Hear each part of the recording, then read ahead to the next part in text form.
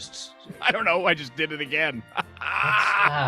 fucking computers, man. All right, now we're live, everyone. So there we go. We can swear now. Hey! No, yeah, we can't swear. We're a family show.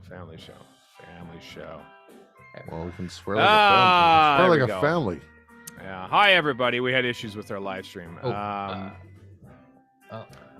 But we're here now. Welcome, anyone who's watching. If anyone's watching, I'm going to. Oh, Steve Manfred heard me swear. Oh. Sorry, Steve. Hi, Steve Manfred. Very sorry. We had issues. It wouldn't let us do the thing, and then it let us do the thing. And that was the story of why our live stream is late. We're so sorry, everyone. Because Zoom or YouTube sucks. Probably Zoom. Yep. After a brief delay, we are live for our review. Figure out how to arrange my windows and monitors so I can look at my notes and the chat and the Zoom stuff and the news. This is why I have two monitors. I have two monitors. I want three sometimes, let me tell you. I have three, and it's confusing, frankly. I'm looking at you guys up here, and I've got one monitor here. And I have two, but they're not the same resolution. I have the same resolution, for I'm a video editist. I'm going to try having the notes on the second screen, except they're blocked by the microphone. That's not less the fun. Microphone. Actually, how about if I put... Here, I'll put that there. That there. That there. There we go. We're a little disheveled, everyone. We apologize for that. Out of practice. Or at practice, maybe if Doctor Who had more episodes a year, we'd be more used to doing these. So there we go. We are live. Hi, Steve, Joel. Erica's here. That's amazing. Cat's kicking around someplace, I believe. Yeah. That's why. Okay. I know what's going on now. Erica's the pro. Erica's the pro at this, by the way, because she streams TBK. Yeah, we should ask for her help instead of us stumbling around like idiots. Well, because my monitor color, the background wallpaper is different because I look blue apparently, but I can't tell. So. Your shirt looks blue. I know. See, look at this. I wore the wrong shirt. I am worthy of the diamond logo. I'm slightly fringing here a little bit. Oddly enough, I think there was some fringing in the episode tonight, but we'll talk about that. Because I noticed it. Hello, everyone. David Shepard, morning all. Not local MLA David Shepard, who is a Doctor Who fan, but not what I thought you all looked like. Yeah. Much more hideous than you thought. Yeah, I'm Steven, but I know it says right there, but I think it's important to say that I'm Steven. This is what I look like. You can all read. Figure it out. Well, maybe they can't. Maybe they. Figure me out. They can. It's little sometimes, but look at. Not that we're old school Doctor Who fans or anything, but Warren has a shirt that has the diamond logo on it, and Chris has probably all the doctors, but you can only see down to Tom Baker. So it makes us look like we're some crusty old fanboys, which we are. Well, mine goes all the way to Whittaker, at least. Mm-hmm. Oh, does it really? It goes to Whittaker? Oh, I didn't know. Mm-hmm. Oh, well. Yeah, it's now 2 doctors out of date. Right. Or is it? I think you could No, you can't. 20 go to 10. No, RTD says no. Is Hurt in there? Is that a War Doctor appropriate shirt? Yep. It is. Oh, all right. Well, I thought you had you there for a second, but no, I don't. No, get it. 20 go to 10 because it's.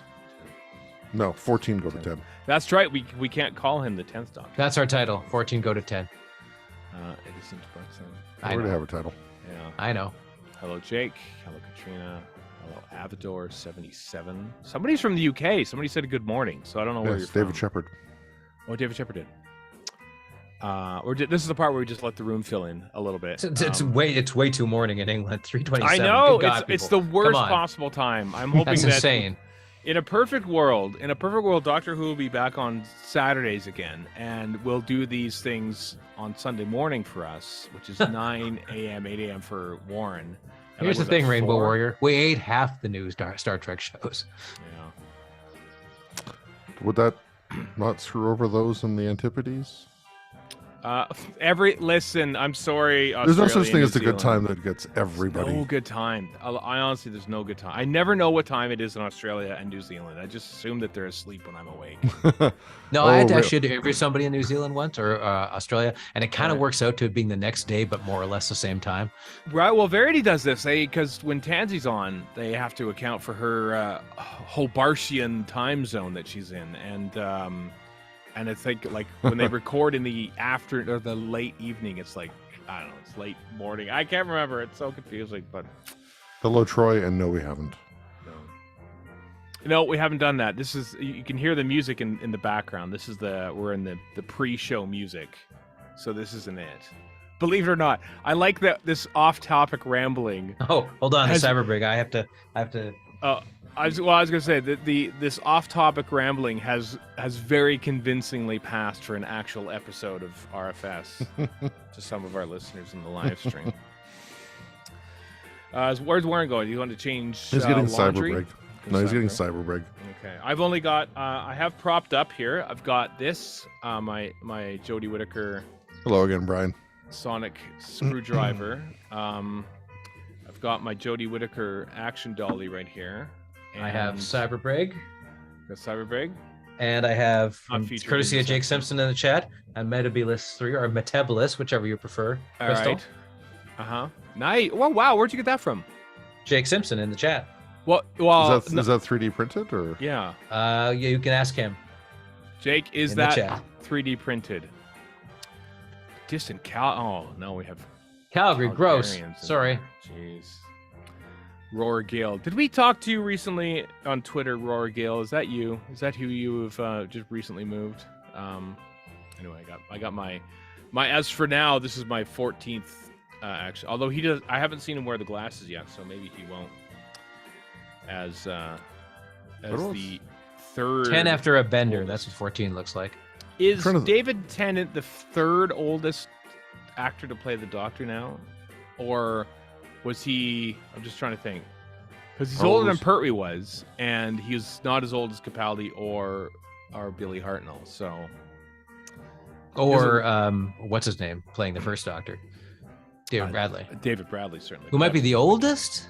Well, sir, but that's only one off, and he's sitting on a chair. Well, it's more than one off. It's several offs, but How old, they're how offs. old was Yeah. How old was Richard Turnbull? Well, I'm just talking about the actual Oh, are you Oh. now? proper run. You're just being specific and, Yeah. and pedantic. Yeah, I am That's a little... that's my job. I think you'll find.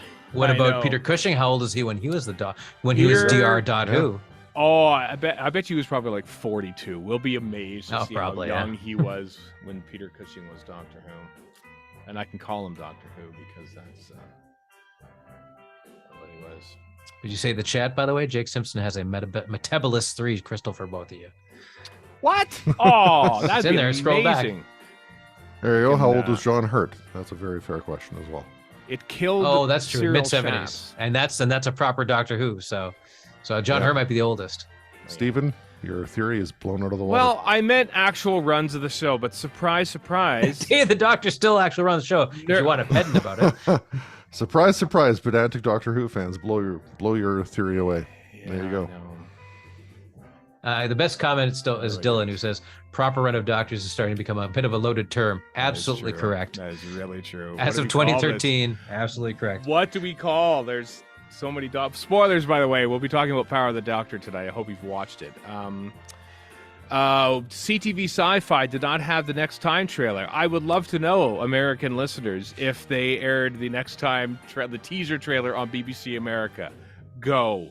I want to know in the chat, if you please, because we have no idea. I still have never seen BBC America, because whenever we go to Gallifrey 1, they don't have it on their cable system, I don't think. And I don't think it's been there on Chicago TARDIS when I've been there either, so I've never seen it. Never. We've only ever had one Gallifrey where there's been actual Doctor Who on anyway. Yeah, we weren't gonna watch that on.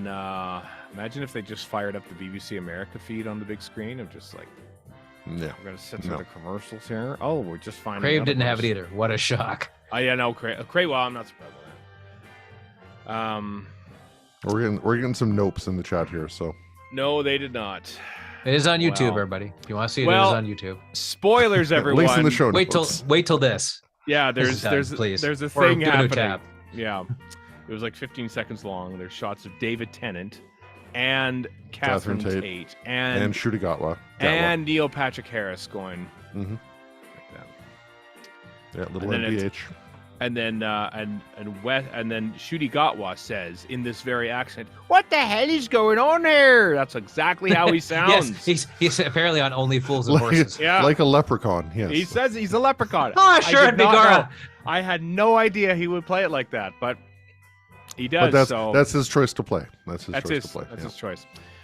All right. I think we got enough people in this place. Everyone knows about it now. Everyone's retweeted it and showing up and staying up for this. So we're going to record a podcast of Radio Free Skaro, the 875th numbered podcast of Radio Free Skaro. You are going to listen to live here on YouTube.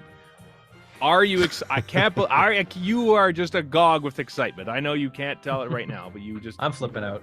Amazed at what you're about to listen to. So, okay. So with that, we'll fade out the hold music. We'll begin our regular theme, and then the most important part, Chris and Warren will hit record on our machine. I'm hitting record as of right now. Because that's something that I failed That's to do. kind of once. key. Yeah, you have forgotten that in the past. Yeah, I haven't you? did. Yeah, Out of 1 out of 875 times, you forgot. So I you know. Yeah. I'm allowed a little bit of slack, but It's going on this end here. good. There's my waveform. There we go, everyone. Okay. Here we go, folks. Radio Free Skaro!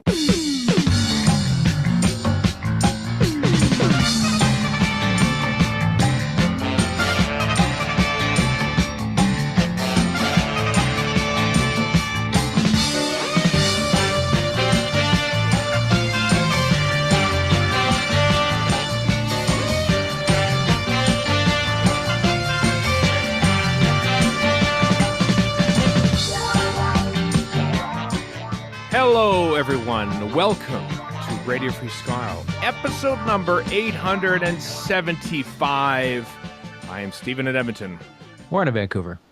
And Chris in Edmonton. It's come to this, folks. The last episode of 2022, the last episode of the Chris Chibnall era, the last episode of the Jodie Whittaker era. It is the power of the Doctor. This might be, I know I'm going to get pedanted by this, so I want to know, actually. I think this is probably the second longest individual episode of Doctor Who ever made. I don't know what the final runtime of the 5 Doctors was, but this is like an hour 27:40. So that's pretty long. I'm expecting Chris to Google this at some point, or maybe people in our live stream, because we're doing a live stream for this people who are listening to the podcast in the future. I'm pretty sure the longest episode in Doctor Who history is like Censor Race episode 3, episode 4. That's just perception. That's a perception filter. 1 hour and 29 minutes, actually, episode 2 of the Censorites is unbelievably. I never think of 5 Doctors as that long, even though it is. I know it is, 92 minutes. I of course think of it as 4 25-minute episodes Exactly. broken Yes, up by so do I. broken up by awkward cliffhangers. Oh no, wait, that's Andor. Boom. Oh, boo. All right, let's talk about. We've all watched it. I've watched it twice, which beats my Same. viewing record for Legend of the Sea Devils. I might have watched it even 3 times but it's 90 minutes long. We had to plan for it. Did both of you watch it twice? I believe we did, Yep. didn't we? Yeah. We did. So what we usually do in this, I usually ask someone first for their initial impressions. I can't remember who went last time. Pick a random. I'm gonna go with me. I'm gonna call him All one right, of them. fair Go with enough. Me. I really liked it. There was some remarkable Chris Chibnall explanations and exposition dialogue going on over stuff, which we'll get to. But boy, the emotional beats, they hit them. They hit a lot of emotional home runs tonight, and I felt I was being pandered to, and I felt kind of guilty about that, but I liked it. What about you two? We'll go with Warren, because I think I know Okay. his opinion. I also I agree with you. I did enjoy watching it, especially the first time. The second time, I was a little more analytical and clear-eyed about it, and a little less weepy and I'm being pandered to and I love it. So I still liked it. It's still enjoyable. It is a hot mess, but it is a gumbo that I enjoyed eating, even if it was a bit of a messy one. Right. The pandering, I was thinking about this. The pandering, the difference between this, and again, I hate to bring it up this early, but the difference between this and the End of Time, because they're both hot messes, and this shares some DNA with End of Time, but unlike the End of Time, it isn't so smug about it. Like, and a lot of the pandering is pandering to the fans, not to itself. Like, there's a lot of back patting the End of Time, and this feels a lot less back patty and a lot less more. Come on and like us. Here's the thing to like us with. Here's some candy. Oh, you want some more candy? Here's some more candy. And I wasn't complaining because every last drop of that candy was pretty delicious. And we'll get into detail about how clever some of the candy was. But yeah, that was my initial impressions. Yeah, there's a lot you can criticize about this. I still had a good time watching it, though. I did too. It was, I did too. Very much that Journey's End vibe at the end of this one, isn't there? Yeah. That was, Erica, my spouse, and of course one of the hosts of Verity, said exactly that as a very Journey's. It almost redeemed Journey's End, actually. This is Journey's End done proper. I can't remember what the exact thing that she said about that, but yeah, I kind of got that impression, especially with everyone around the console doing stuff. You know? Yeah. But that was one like, that irked me. I'm like, oh, don't refer to Journey's End, please. I beg of you. It was enjoyable. Chris, your overall impressions of the episode in question? Yeah, it was a lot of fun. Oh, good. It was a lot of fun. It was nice emotional roller coaster, and some Chibnalisms that I'm not going to miss when he's gone. Yeah, that's true. Yes. That's like fair. what the frick is a Quirux? Like bit late in the game to bring that in, isn't it? It's this is that was one of the things that sort of I don't know. There were some confusing bits in there to get to the, it was kind of like we watched the roadies set up the stage before and then before our favorites came on stage to play the greatest hits. And that's sort of like, why you plugged that into the wrong thing. It's not the right amp. You just, you wrecked it. And then, okay. It seemed, I know what you mean. There's the thing where the Doctor sees a thing that looks wondrous, and before we have a chance to wonder what it is, the Doctor has remembered what it is and is now telling us. And that's exactly what was happening. But she's never seen one before. No, she's never seen one, but she knows exactly what it is. I mean, that's okay. That's not uncommon across, the annals of Hoodum. I suppose, but there's no chance for us to wonder what it could be. We're told the answer right away. Basically, is kind of how it happens.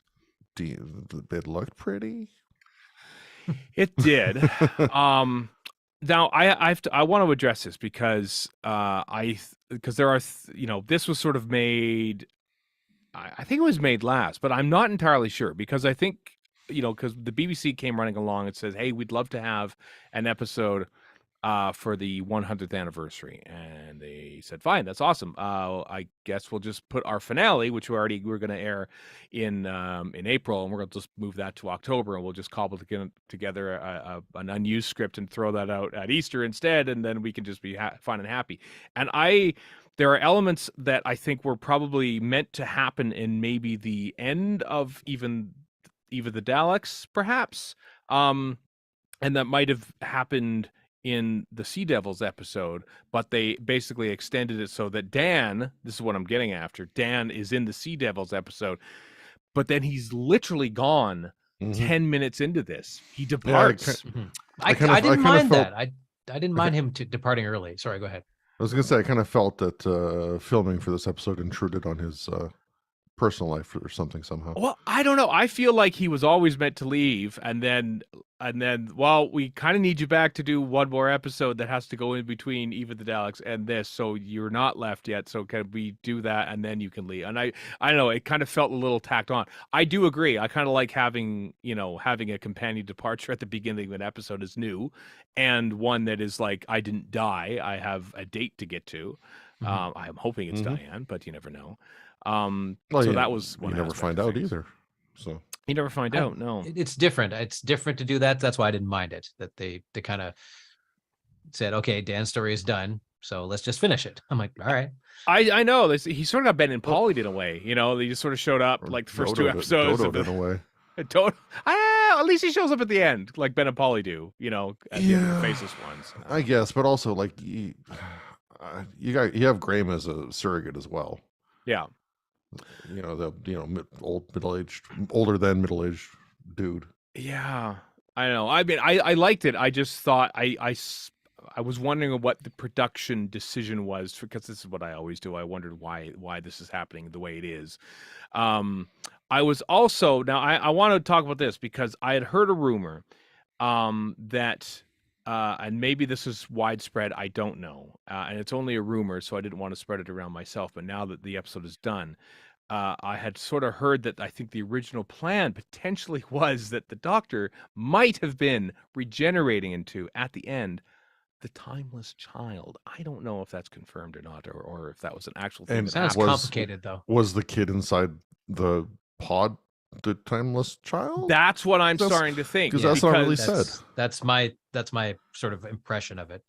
Yeah, that's what I thought. Like, it's sort of like, wait a second, is that the timeless child? And then she sort of gets covered up by this CG thing, and there's a dialogue saying, "Oh, it's just taking on the thing that we want to save and stuff," but really it's this CG light spaghetti or something like that. And I don't know. I to me, it feels like it was flying sort of spaghetti monster. Yes. Yeah, it feels like it was slightly patched over, and maybe that was the original thing. And then when Russell T Davies came in, he said, "No, we're not going to do that. We're going to regenerate to David Tennant instead." And so they made a reshot that. I don't know if that's true, but that's the impression that I got. It does seem patched over, because why go to the trouble of having it being the timeless child in the first place? It seems overly complex in a throw everything at the wall episode to begin with. True, very true. I think I'm getting all my nitpicks out of the way, but there aren't that many. I don't know about you two. I feel like there's just positive stuff left. Bits and pieces here and there. Yeah, there's always nitpicks, but I feel bad that we're starting on a nitpick. Yeah, good Me point. too, a little bit. Approach. I wanted to get out of the way, because oftentimes I go, "Well, I liked it, but." You know. Well, how about this for a good thing? I think that they did the most clever way possible to get old Doctors in their old forms. I thought that was a brilliant way to bring them in, and to bring in the Joe Martin Doctor as well. Because I mean, I would have liked to have seen more of the Joe Martin Doctor, but if you're going to work everything in with this much stuff going on, making them holograms and having the whole edge of consciousness regeneration thing, I thought that was really well done. Plus, I don't do robes. It's pretty great. That was superb. Yeah. Superb. Yeah, that was great. I was not expecting that. You were, Chris, you were No. I was gonna say, especially when it comes to the holograms with Davison and Tegan. And that too. It's a good way to Tegan being like, "You kind of look like you used to, but not quite," and he just flips the script. He's like, "Yeah, you too." I could say the same about you. Yeah, those got to me. Those little bits. Oh, easily. Yep. Yeah, they got to me. I often say, I try to watch like Marvel shows, and I don't understand any of the connections to the films and the TV shows anymore, and I feel like I'm, and I feel like, what the hell of it. So maybe you could be a little more tolerant of Marvel shows, because for a lot of people, that's exactly how they're feeling. Yeah, I know. I for the longest time, I sort of think, Doctor Who's getting a little too fanish and stuff. But then I look at literally every other genre show out there, and they're like going so far down the rabbit hole thing. And let's just go for it. Let's reference Alpha Centauri in episodes now, and let's mention, I think you might be justifying your own nonsense here. Let's work in episode titles from missing Doctor Who stories into the actual dialogue of the episode, which I'm thinking, okay, I rolled my eyes a little bit at the master plan. You rolled your eyes? You rolled? No, I don't believe. But then I laughed. Like, okay. Yeah. Okay. I'm like, yeah, I like that. I like that a lot. Dewan's scenery chewing was top notch in all of this. He was over the top ridiculous. He was so really funny. He might be my favorite thing of the whole episode, Sacha Dhawan. He's up there for sure. Oh, he was so, and let's face it, he was dreamy in 3 different guises: as nerdy seismologist, as bearded Rasputin with blue eyes, and as disheveled new Doctor in this Fester McCoy pullover. I howled. I don't know why I did, but I howled when he was teaching his class of people he shrank. I don't know why I found that so funny, but I really did. Also, when he came out dressed as in the 4th Doctor scarf and then the 7th Doctor jumper, and I was like, oh wait, he's the ultimate toxic fan. I already saw Dominic Martin on Twitter like 5 hours ago before we record this, already in the pullover and the Joey coat. I'm sure he had that lying around. He's like, all right, let's do this. Oh, so many people are going to be doing that at Gallifrey 1. It's going to be amazing. Yeah, he might have been my favorite. Like I said, even though all the other the fandering, if you will, I think Sacha Dhawan might have been my favorite part of this entire episode. I am going to miss him as the Master, very much so. I thought he was just been formally announced that he's not doing the role anymore? No, but or is that just a but thought? Usually that's how it works. It is usual how. I mean rather than Ainley stretching over. Ainley's spanned four yeah, but that's the only one. It's like Tom Baker. Anthony Ainley is the only one who did the thing that he did, which is, he spanned multiple doctors. We always think, oh, that doctor only stayed for 3 years. I think, well, literally every other doctor has only stayed for about 3 years, apart from Baker and Pertwee. And Ainley was there because John Nathan Turner was there. Like, basically, the Master goes with whoever the showrunner is, essentially. Yeah. That's a good point, actually. Yeah, I never really thought about that. John Nathan Turner was there for quite a long time, wasn't he? And Ainley spans that whole thing. Yeah. So why would he change him, right? I can hire this guy. He's reliable, whatever. Yeah. What else? What else do we like about this? Lots of stuff. Tegan and Ace are back. Before we move off the Master, how are we not talking about Boney M? I thought that was a little over the top, but mostly it's like, oh, my theater kid friends are gonna love this. So I hate it. I didn't hate it. I cringed a little bit. It was a bit cringy. Literally laughed my ass off. So good. I laughed because I think to do that ever, like, because we all know the song. Okay, so I have a question. He goes, you were they were forced a regeneration on you once or more than once. Who can say? Is he referring to Colin Baker regenerating into Sylvester McCoy or something else that I missed? I think it's the timeless child thing. I think. Yeah. Oh, I guess maybe. Yeah. Yeah. Or that thing, who can say? I like how he kind of buried that, the whole time. It's kind of funny, actually. I don't know if it was the intention to sort of like regenerate into the timeless child at the end of all this, and to maybe even wrap up that whole storyline, which, let's face it, is not really mentioned. Have they basically new paradigmed the Daleks out of this, and that, hey, this is new Daleks, this is going crazy, this is a big thing, and then they've just and look, it's old Daleks again, and we'll just never mention those new ones again. Is that what's happened to the Timeless Child storyline here, do you think? Given they didn't do that to the Cybermen, not necessarily. Oh, that's my nitpick. I hate the idea of the Cyber Masters. I think it's dumb. And then when they get killed at the end, they aren't regenerating anymore. So what was that all that for? Well, because all their regenergy was used to power thing to reverse the regeneration. Sure. I mean, that's as good a BS explanation as any other. I think that's I just think they look dumb. It just seems like something a 10-year-old to come up with, honestly, because I would have come up with a 10 and then gone, I'm 10, I'm dumb. What the hell am I doing? Right. Was it dumb here, or was it dumb at the end of It was dumber at the end of 12. Episode that was. Yeah. Series 12 than it was. It kind of worked here, but just the whole idea of it is just kind of silly. Although I have to go back to Rasputin, seeing the Dalek and the Cybermen look at each other like, what's going on here? Was pretty great. It's a little much. And come on, the Master, it was awesome. Come on, the Master Cossack dancing. Oh yeah, that was awesome. That was a little, I know. Okay, you like that, but you don't like the Dalek and the Cybermen giving each other the side eye. Of course I do. Yeah. Of course I do. But I'm just disappointed. I mean, okay, so they don't actually show anything below the waist to actually, show him kicking. Yeah. So I'm assuming he didn't actually do it or couldn't do it or something. Fair enough. It's difficult. It's tough to do. That's a very difficult dance to do. It's quite difficult. So it's very difficult to do. I bet you there was a body double in behind, and probably somebody on probably his chair lifting him up for the 2 shots that they have from the waist up. I also like that. It's very RTD. It's very John Sim Master to do that. Yeah, here come the drums. RTD, here come the drums. And I like that. There's a quick, because this sort of comes in.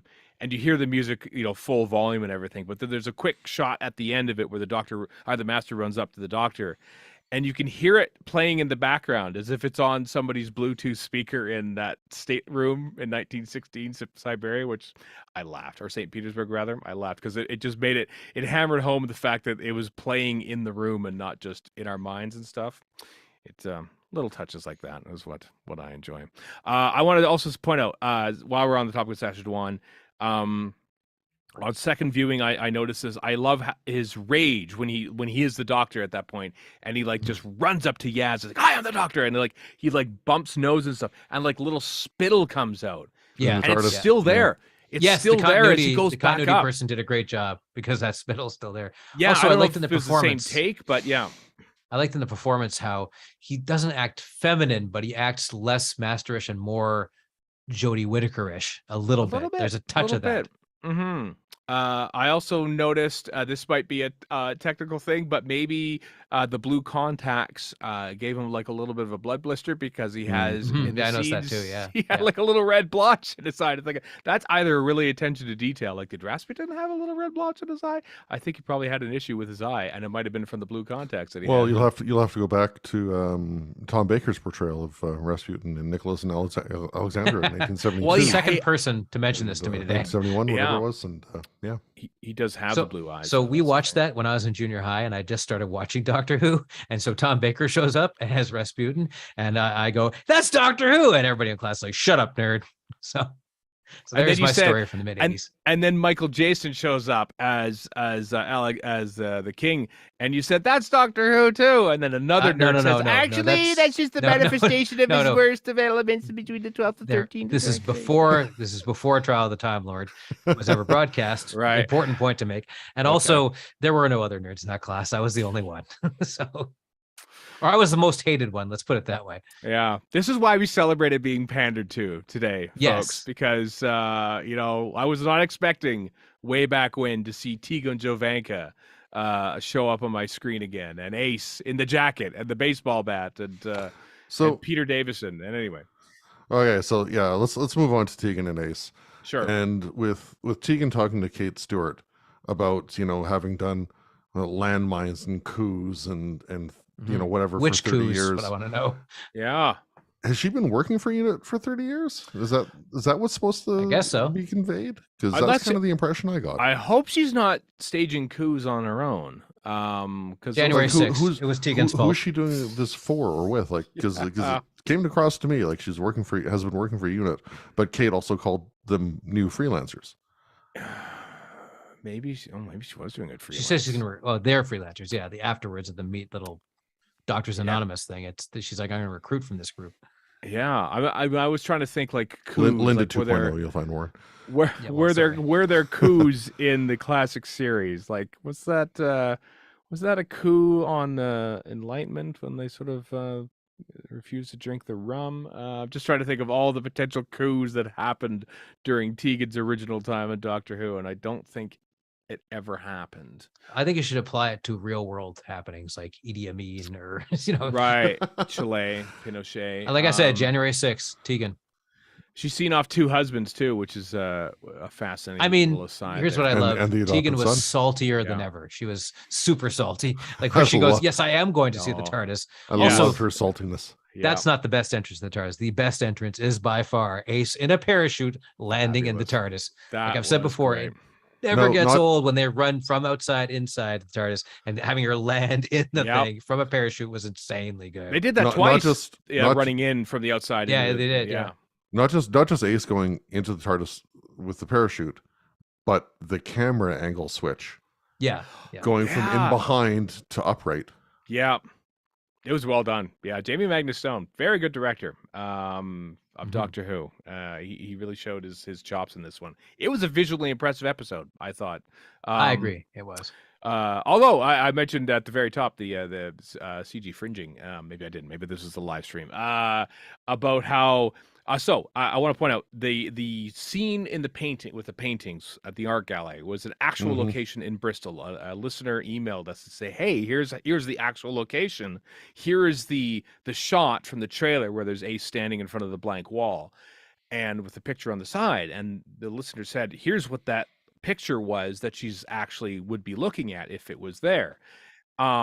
And obviously, I don't think they actually put a little blue screen. I think they actually shot it as is, because as the camera swings around, if you're watching it again, have a look at the side of the museum attendant's face, because it sort of goes all blurred background in a Zoom call, kind of iffy on there. Thinking, they probably just think, I thought they would have just popped up a blue screen or a green screen in front of there to block that out, but I guess they didn't. So. I did like his defacing of those paintings. It was quite funny.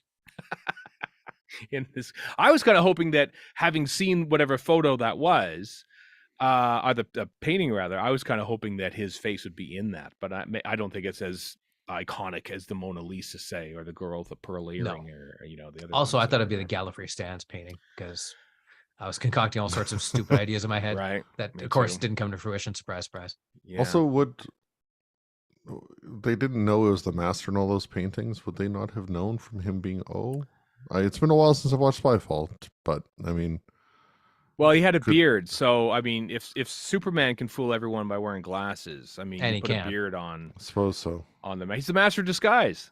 I mean, that could be the master, but he doesn't have a beard, so probably not. That's got to be it.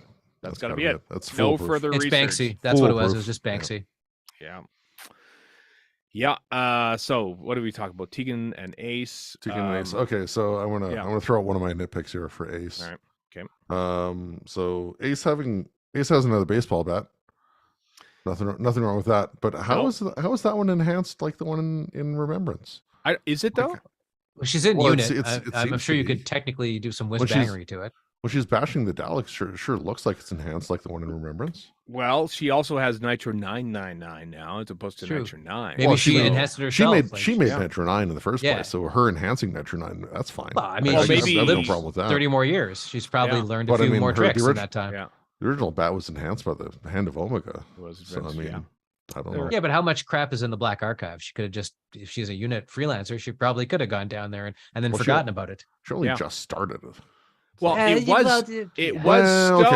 was stowed at unit. Yeah. Okay. And maybe she was in Black Archive before or something and had her memory wiped. Okay, fine. Yeah. Also, like most of this story, it's more fun if you don't think too hard about it.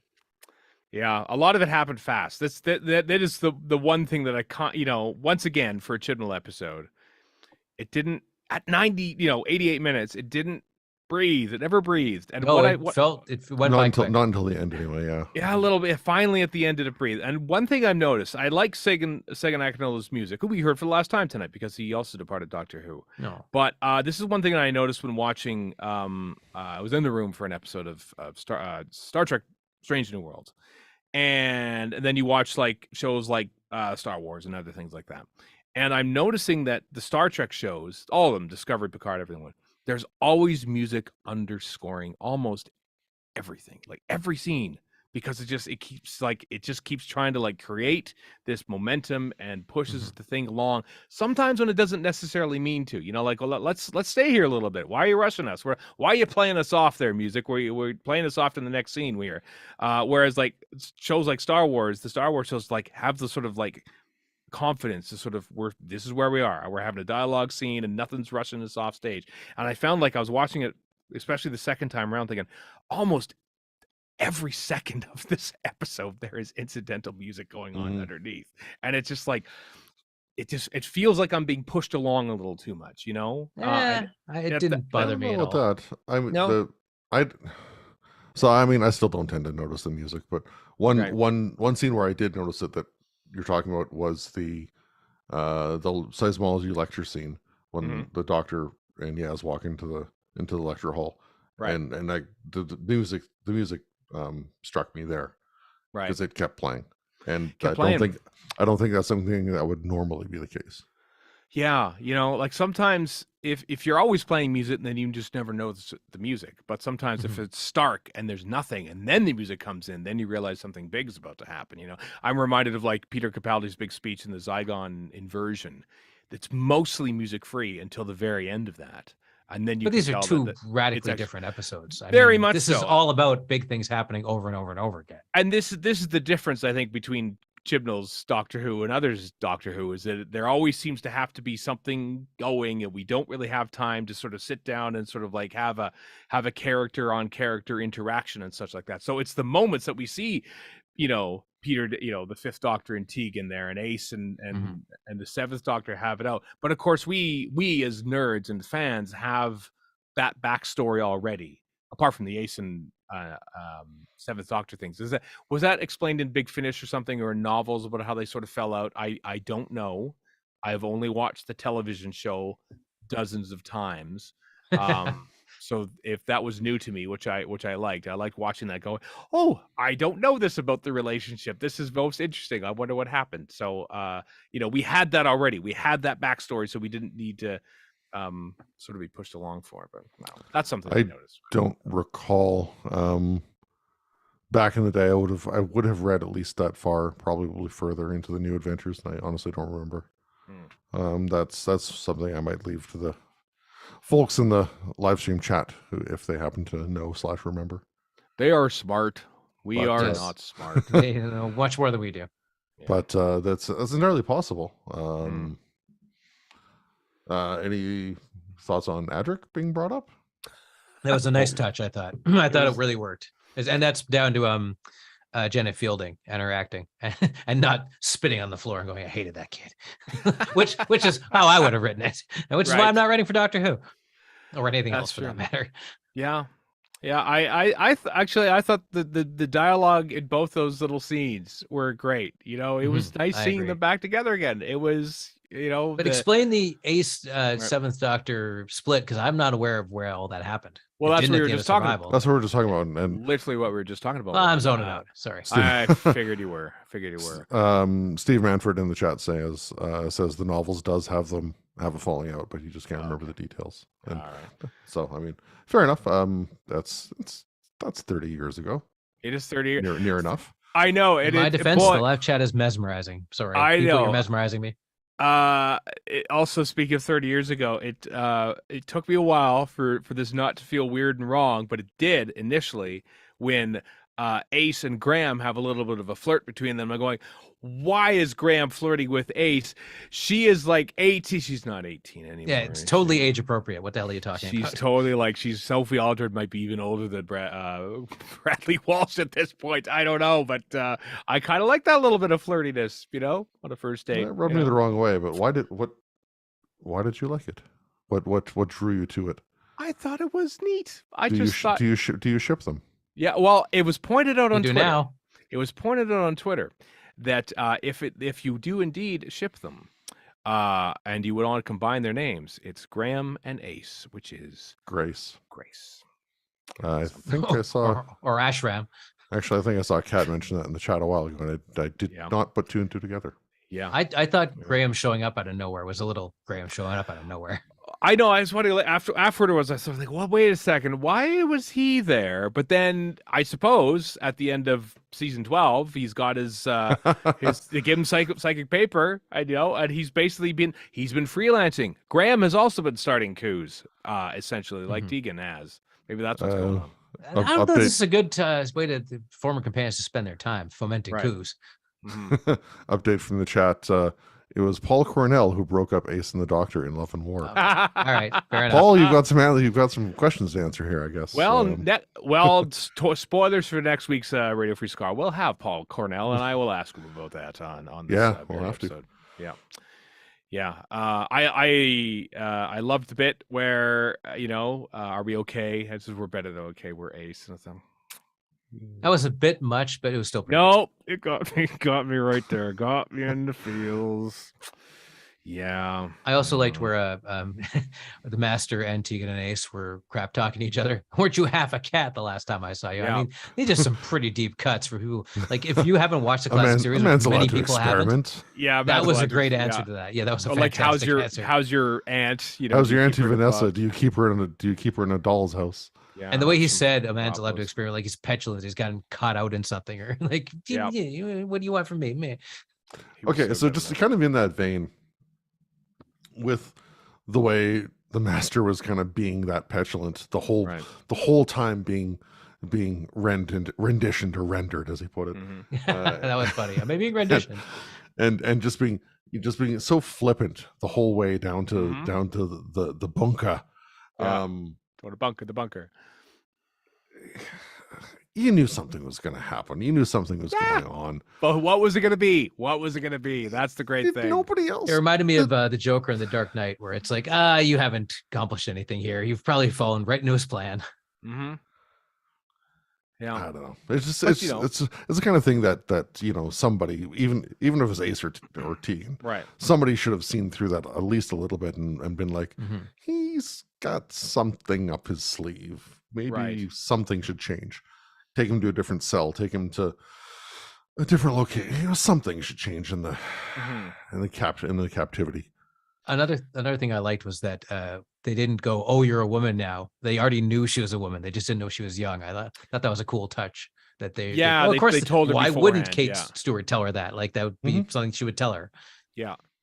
You know, also, they have to save it for when Ian says it at the end. Oh, sure. Okay. Do we touch that? Do we do that now while we're talking about? Well, we can save that for the end. Okay, let's do that because that was a whole thing. What else we got? I've got the episode playing out in front of me now, as I often do when I watch these. And there's Sacha Dhawan being taken to the his bunker already. I mean, to be fair, it is a pretty sturdy looking cell. You know, cages, doors, multiple cages. You know, he's handcuffed together. You know. I'm not sure exactly how I feel about him regenerating into the Doctor because I don't know, it's half kind of cool but also kind of stupid. So, I mean, the show is done dumber than that, but aka the end of time, yeah. Well, okay, but other things too. I mean, the Master does say it's the day the Doctor's existence ends. Mm-hmm. And you know he tends to have these overblown, grandiose plans. So yeah. I mean, why not force regeneration of him into her, or her into him? But also, he's like, I'm going to ruin your reputation. And I thought to myself, well, didn't the Doctor already do that during the Time War? Like, he's the oncoming storm. He's all, you know, he's that Nymon thing in the Matt Smith story that I cannot remember the name of because I'm terrible. Thank you. Where it's referring to him as this butcher who left a trail of blood everywhere. Well, that was the Doctor did a great job at that before. He didn't need the Master's help. Also, Modron did a good job of Good Man Goes to War of impersonating the Master. Or the Doctor. Yeah, good man goes to war. The Doctor exactly. Yeah, Doctor means warrior or whatever. Yeah, that's the crux of most of Moffat and some of RTD's first series. So yeah. There's a weird little bit there where he goes somewhere and like there's two planets fighting each other, and all of a sudden this robot camera comes up.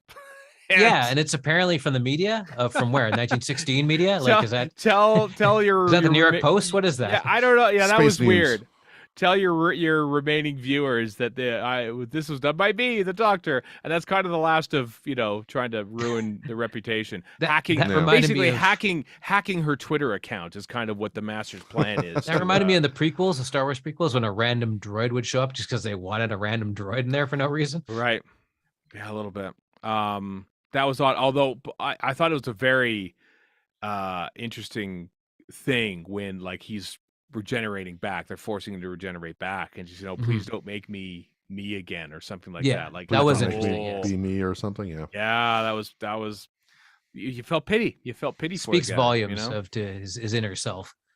Yeah, or their inner self because he becomes the Doctor and he utterly fails at it because he still just wants to ruin the Doctor's experiments. He just wants to basically kick, knock over their sandcastle. Is he the new Valeyard? Is that what he is now? Valeyard? Because I'll pronounce it how I like. Even Yaz says, the Doctor spent her life collecting friends, and the Master was completely the opposite. That's true. Yeah, he has no friends. Wah. He's being a jerk, so surprise.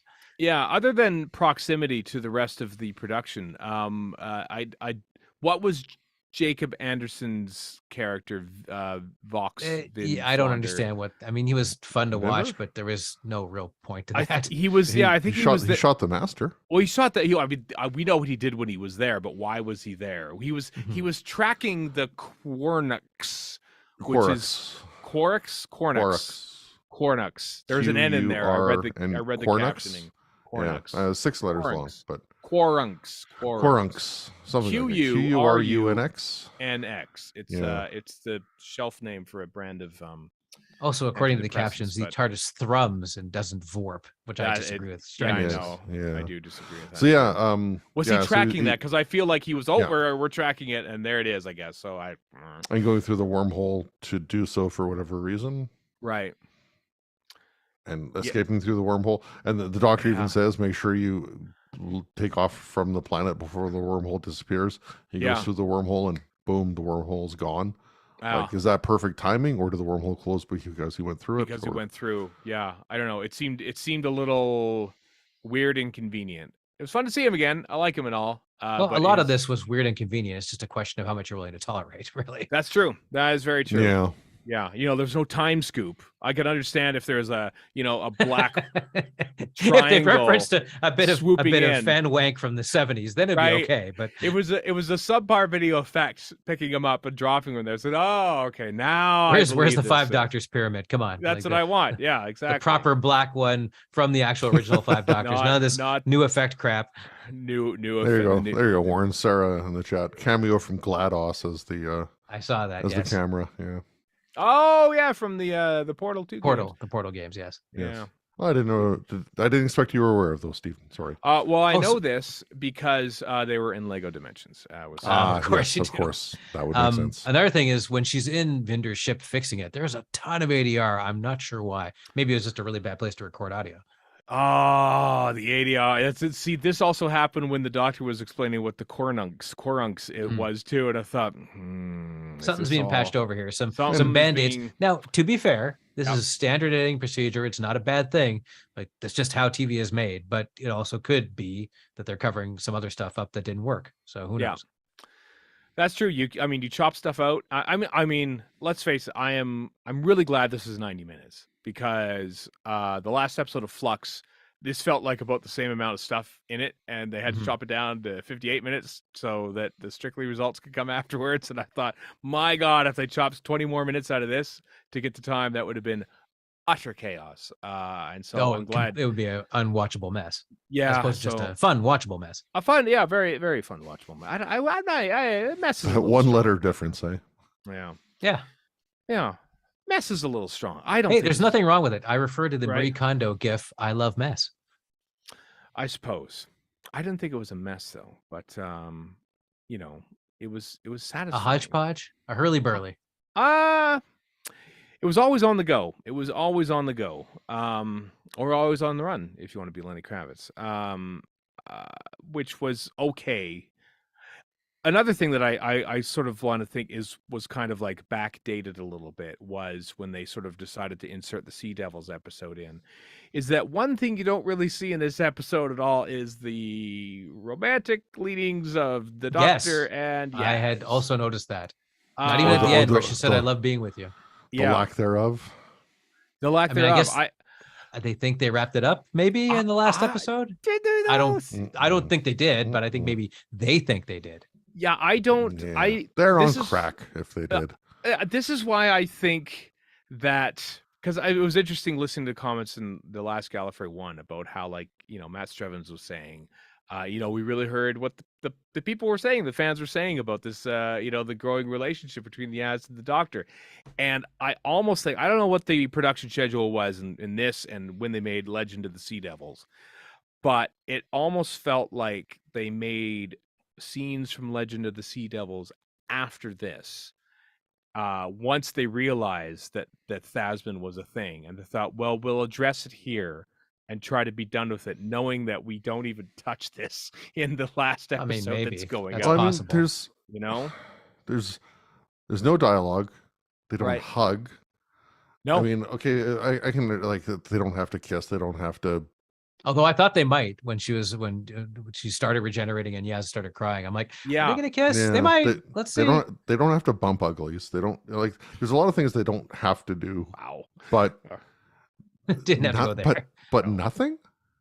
Yeah.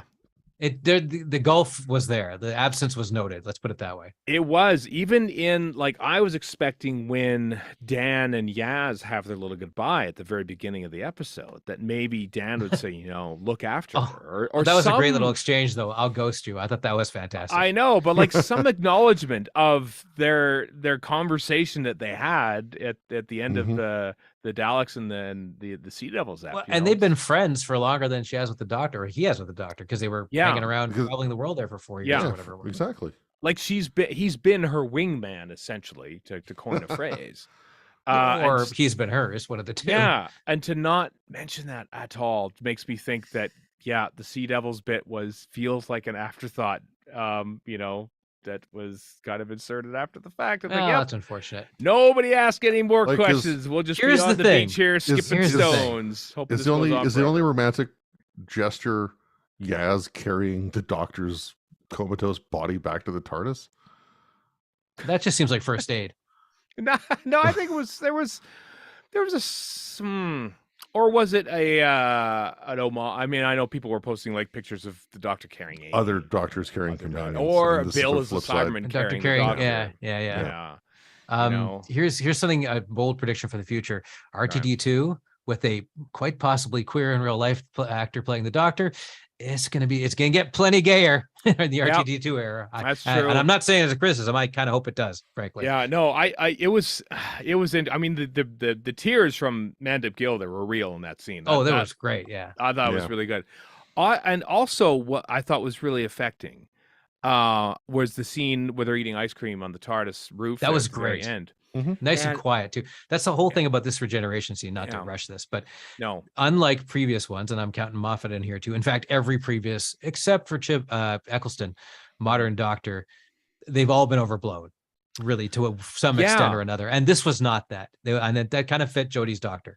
Yeah. Well, what kind of got me, like, it was almost power. It was more powerful, perhaps, because she hadn't done it ever during her entire time of Doctor Who, and that is cry. She welled up a little bit in that moment, and it made me think that, like, did they completely like do a sort of a big course correction and sort of say, she's a woman, she's strong, we can't have her crying, because then all the nerd fanboys will go, I don't think they care about the nerd fanboys. I don't know if they did either, but I kind of would have liked to have let's face it, I kind of would have liked to have Jodie Whittaker be a woman more than she probably was. I think they kind of steered away from her being a woman to the point, they didn't want to say, look, the Doctor can be anyone, without sort of landing on the Doctor is a woman, and I don't think we don't know her one way or the other. No, so. But I just the overall impression wasn't necessarily a feminine Doctor per se. It was just the Doctor that looked like a woman, and I kind of wish they leaned into that a little more. And so that little bit of a tear during her last scene with Yaz, I thought was quite. And then and then she totally friend zones her by going, I loved being with you. All of you, Graham, just going around. It was still a really nice, quiet way to bring this thing out. I thought it was really cool. Yeah, it was not an over, as you say, Warren. It wasn't an overblown regeneration. Yeah, I mean, much as I love Capaldi's speech, it is a bit. And let's not go into End of Time. Even Time of the Doctor, which is still probably my favorite regeneration. Yeah, and favorite regen of the new ones. Period. It still is a lot more over the top than this is, and.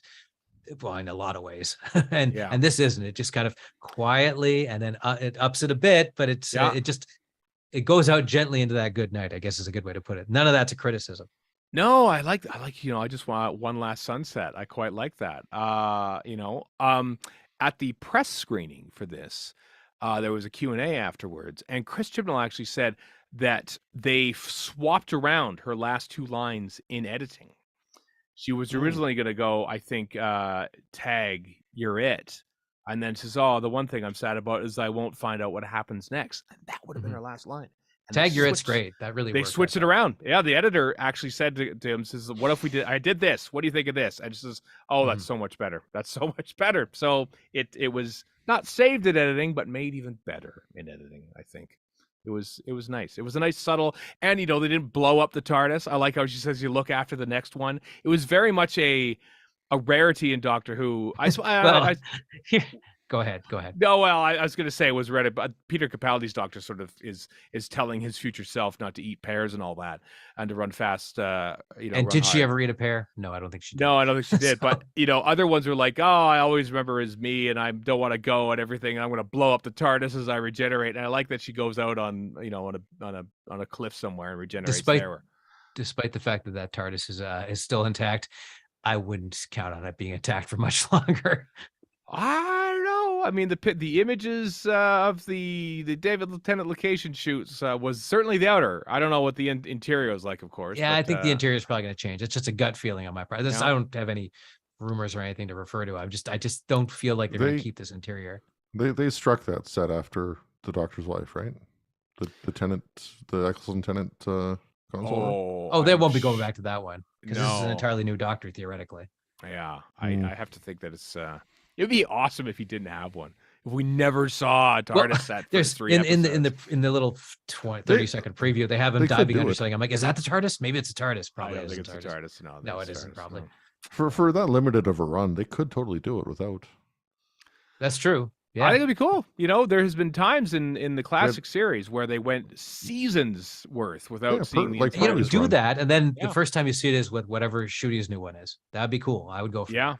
That'd be kind of neat. Or does he set it in stone and then Shudi just take, this seems fine enough, like Peter Capaldi basically says, this. Yeah, he just updates it a little with Capaldiisms. I'll put some bookshelves in here maybe or something like that. I got a screwdriver best for that. TARDIS interior of all time. Well, second best. Oh, favorite of the modern era, I think is what. Yes, there we go. Favorite of the modern era, absolutely. What did we talk about? What have we covered here? Well, we're not referring to that final bit, which is it's controversial in my head. Not yet. No, we mentioned all the Doctors, I think, which I was not expecting. I mean, everyone talks about rumors of stuff. Chris, you're laughing as if it's if you check out Gallifrey Base, you would have known about all these. Spoil the living hell out of yourself. Dear God, ruin your life. Never ever check out Gallifrey Base. No. Right. No. Did you have an inkling of some of the returning cameos? Not an inkling so much as I was flat out told, but yes. Which ones were you told about? I knew none of this, which I was happy to not know. Literally all of them. Really? So you weren't. Oh, all of that's them. disappointing. Literally all of them. William Russell, I don't know. I don't think I was told about, but the rest of them, yes. Right. Oh, Doctors and companions both. Really? Yeah. Oh, I think I heard Bonnie Langford might be coming back somewhere, but that's there was a thing in the Sun, the Mirror. I think that's what it was. Yeah. Some British tabloid not that long ago saying Bonnie Langford was coming back for Ncuti Gatwa's first season or for the specials. Yeah, that seemed unlikely, but they were conflating that with her appearance in this. Yep. Yeah, her very brief appearance in it. That was great though. Nice little cameo. It was. I loved that whole bit. I loved Graham and Dan, arguing over directions. I love that. Not only do we get to see older companions, but they all have name tags because they're in Companions Anonymous. And so that's what they would wear, but it's really handy for viewers who maybe didn't watch seasons 23 and 24, or indeed the first 2 seasons of the entire show's history, to know who these people were. I was just wondering, did they go to a local convention just grab whoever was there? No, well, I saw apparently on Twitter, Annika Wills couldn't make it work out, otherwise she would have been there. Speaking of Polly, And at first I thought the second time around I was looking especially for it, because when I was looking there, are they all there? But there is an actual wide shot and they're all sitting around in a circle. So that was good. Sorry, Chris, you were saying. I was going to say there's two things. Number one, apparently there's at least one empty chair. And then number two, I was trying to figure out who wasn't there, who could theoretically be there. Right. You'd have to be on Earth. They'd have to still be alive as an actor. No. Who could be there, whether or not the actor was still alive? Because you could have. I think Dodo. Annika Wills. You could have Dodo. At the time, you could have had Dodo. No. It doesn't matter if the actor's alive. I'm talking to the character. Okay. So whoever could occupy that, whoever could occupy the empty chair, because there's all the attributions of Dodo having died of syphilis attributed to us for having said that, which is not. Yeah. Anyway, Dodo potentially, Polly, Ben, because they have to be somebody who could be on contemporary Earth. Sarah Jane Smith, played by she's dead. Her daughter. No, not in the show. She isn't. Yes, she is. And the Big Finish. No, she isn't. In Big Finish, her Sadie Miller plays her own daughter. So you could have Sadie Miller play her in this. Sarah Jane's dead in the canon, isn't she? I don't think she is. I don't think they've ever mentioned. The Brigadier is dead. Brigadier is dead. Yes. So I don't think Sarah Jane Smith is. No, I don't think Brigadier's dead. Zoe's in the future. Jamie's in the past, kind of thing. Yeah. So none of them, no Vicky, no whatever. So you could have Dodo, you could have Ben, you could have Polly. So no Steven. Barbara. You could have Barbara. You could have Liz. Where was Susan? Joe. Where was Carol Ann Ford? Well, we got she's in the future once again. 22nd century without Wi-Fi. Fine, all right. Yeah, so you can't have her. We're literally going through. So you could have great. Harry because he's Harry. around. He's around somewhere. Yeah, like curing AIDS apparently, or HIV. Doing something hush hush and important down, but I just want to know where this Sarah is canonically dead thing came from. Other than the fact they never mentioned her, probably out of respect for Elizabeth Sladen. I think, but I'm pretty sure I don't think the character has ever been said to be dead. No, I don't think so. They just don't say anything about her. No, that's Chris's own morbid fantasy, wanting to wish characters dead when they're actually. Oh, that's great.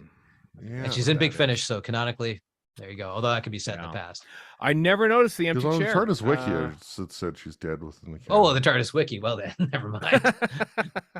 Sure, there was some short story. There's probably something read out by Tommy Knight during the lockdown that was probably now canon or something like that. Listen, here's my opinion. Goodbye, Sarah Jane. Not to slag off people who write for the TARDIS wiki, but I've had to do research for various things for writing, and you can go down a lot of rabbit holes you don't need to in the TARDIS wiki. You get this. I had to do a thing about Sutekh, and it was just, I'm like, I don't need this much history about Sutekh. Thank you very much. I just need the main points. Yeah. It was great though. Nevertheless, there's any number of people that could have potentially. I know, but the ones that they did were great. And my God, seeing William Russell there, my heavens! And it's just, did you say her? Yeah. Oh, that man! I tell you, that is like literally 58 years of Doctor Who history you're looking at. He's been in the first episode and the most recent one, and that is just absolutely fantastic. Oh, we're being Sarah Jane shamed in the chat because apparently Goodbye Sarah Jane doesn't. There it is. Canon. Yeah, well, now I'm gonna have to watch this. Yeah. Well, you're right, Chris, and I'm wrong. Yeah. The words I hate saying. Not so. What is Goodbye? Is Goodbye Sarah Jane literally the Tommy Knight written thing that was in lockdown, the animated thing with the Emily Cook helped produce? Is that the thing I'm thinking about? I don't know. It was, yeah. Wasn't it said in? Was it a Sarah Jane Adventures thing? Maybe that because there was a thing shown in for Coal Hill, like that Ian Chesterton was like headmaster or something to do with Coal Hill still. Are you being Sarah Jane Shame Sutton Fear? And it was said that that Ian and Barbara never aged. That was a Sarah Jane. That was the Joe Grant one, the Death of Doctor Who, wasn't it? That one? That's right. So I guess they aged. Well, that's one thing I liked about speaking of Death of Doctor Who is where they go to Joe Grant and she just goes, "Yeah, I know how this works." When somebody asked, I can't remember who it was, how many doctors there had been, and she's just got this knowing look on her face, like, "Oh, plenty." It was mildly surprising, knowing Katie Manning on panels and anything else at Doctor Who convention. It was mildly surprising to see Katie Manning take such a back seat, so to speak, relatively to the rest of the people in that circle of people. I was expecting, if it's Katie Manning, you Katie Manning it up, but she knew her place. She knew to not sort of like take over from everyone else, and I think that was kind of cool. Was it the Doctor who sent the invitations? Was she the one who set that all up, I wonder, to help all of her friends come to terms with the fact that they are no longer traveling? Because, Dan and Graham got invites, which immediately threw me back to Impossible Astronaut with everyone getting the little blue letters there.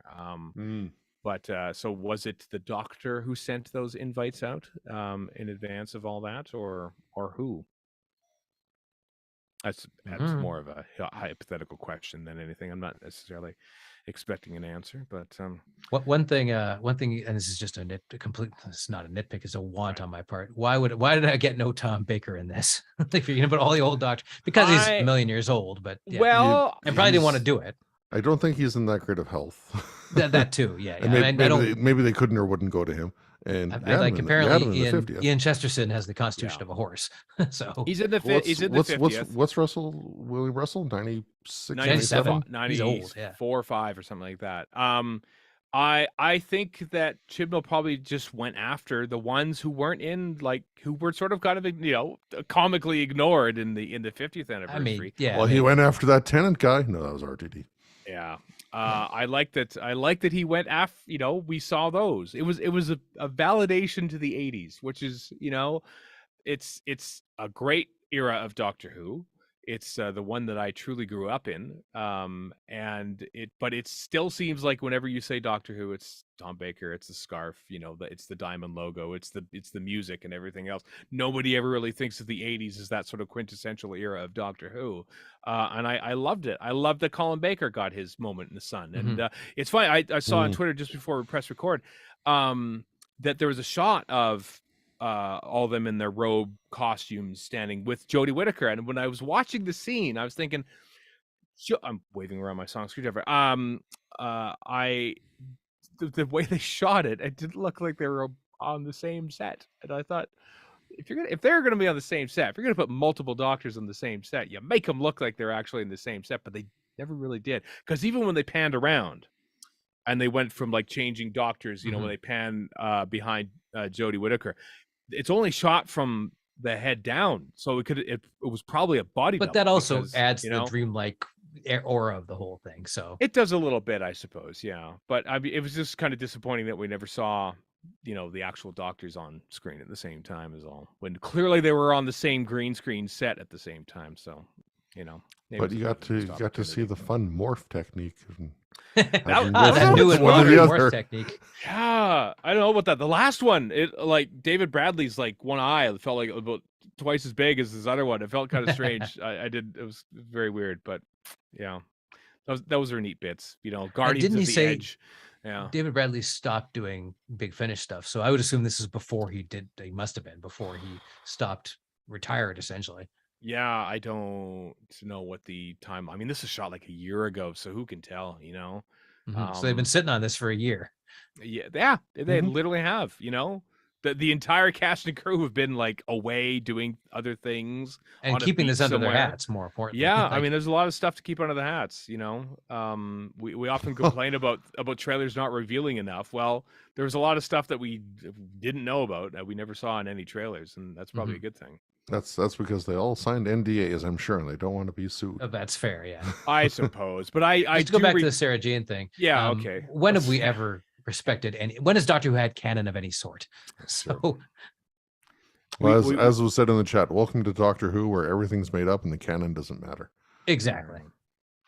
But you're still right, Chris. Sarah Jane listen, you travel back to 1974 or 84, depending on the unit data protocol. Sarah Jane is alive. So so they did go to Croydon. She did leave them off at Croydon. So that was another fan pandering moment. That callback, yeah. Yeah, that was a bit of pandering. I said, okay, all right, I got that one, You were the art of DiCaprio pointing at the screen. Yeah. Given the Croydon thing was also brought up in, school reunion. I'm sure a lot of people got that one. Yeah, not just classic viewers.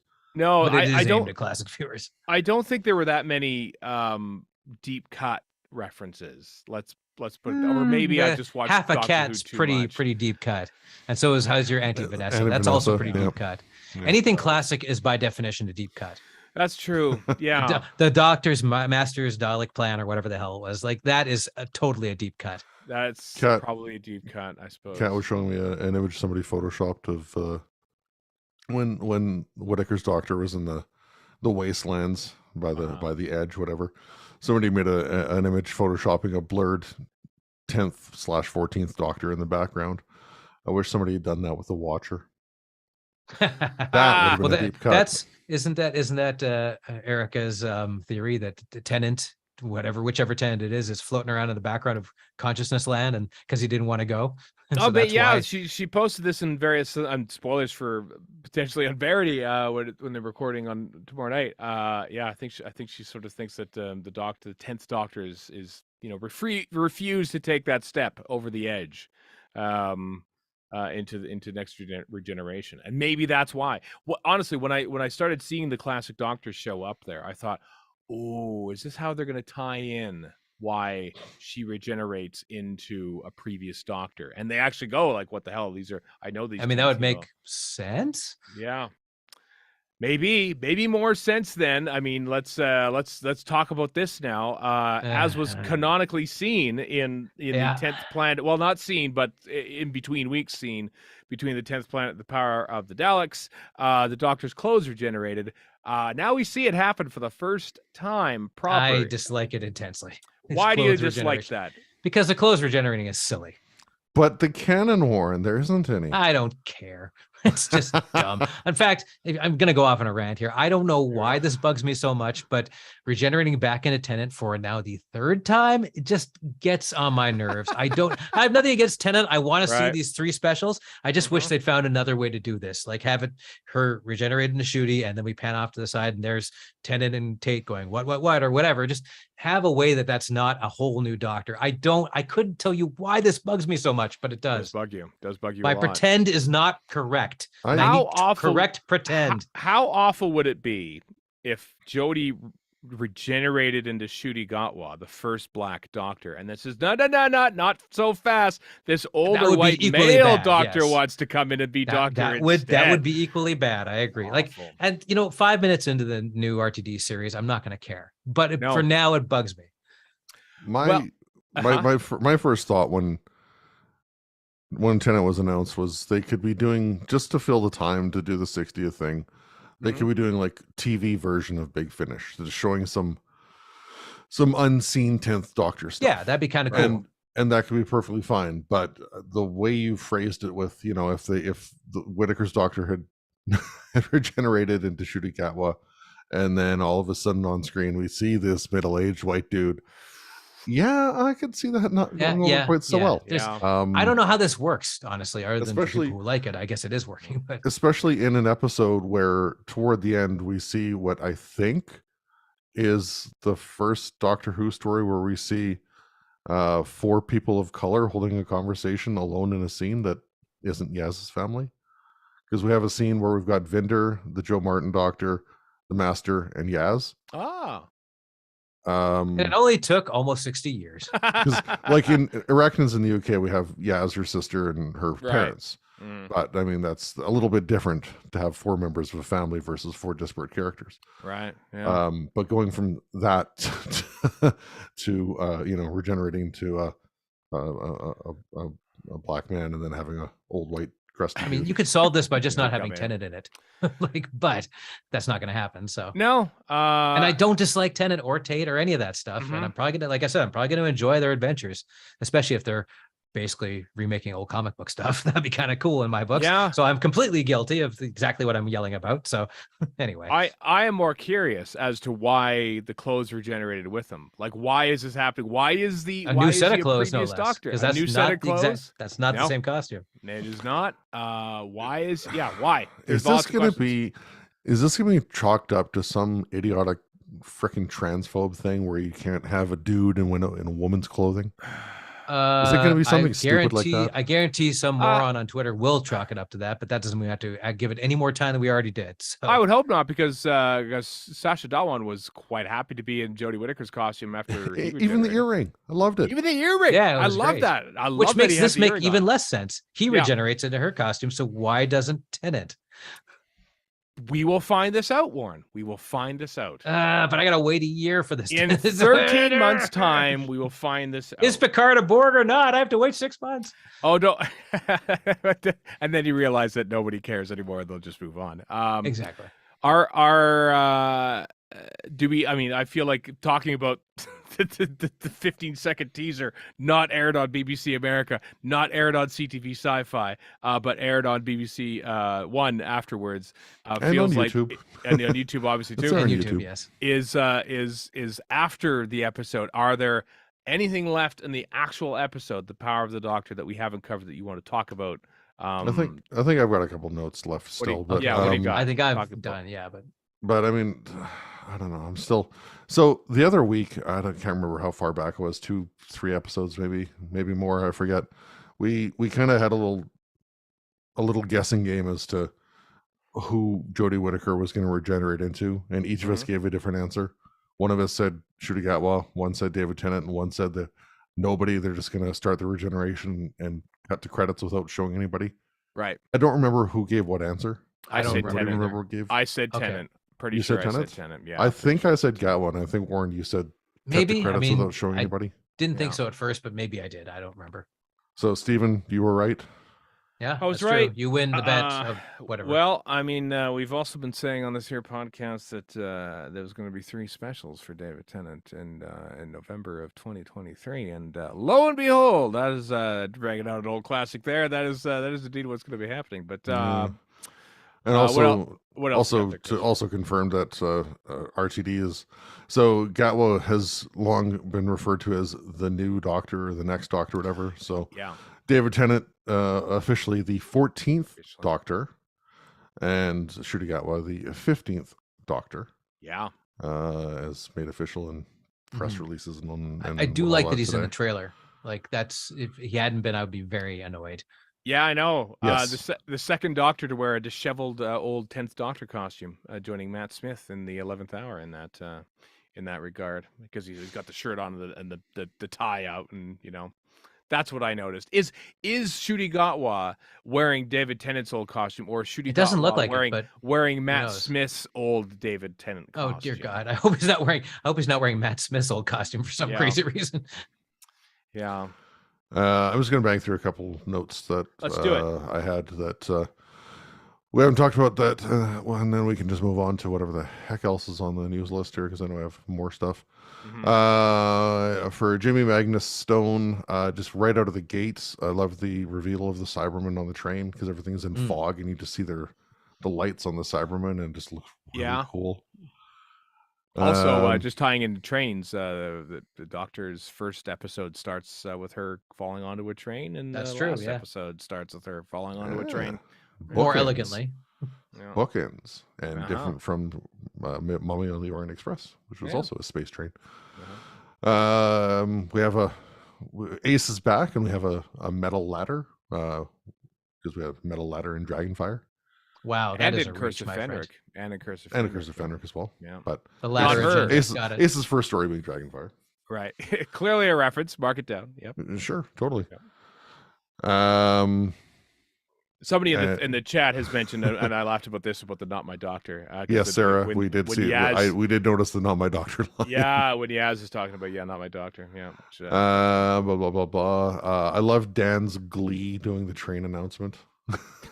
That was great. He's actually quite good at it too.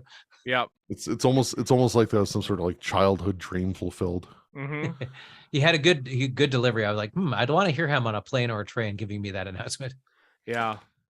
Couple of lines from the Master that I loved. One was, "I can absolutely categorically pinky promisey confirm this is no empty threat." That was good.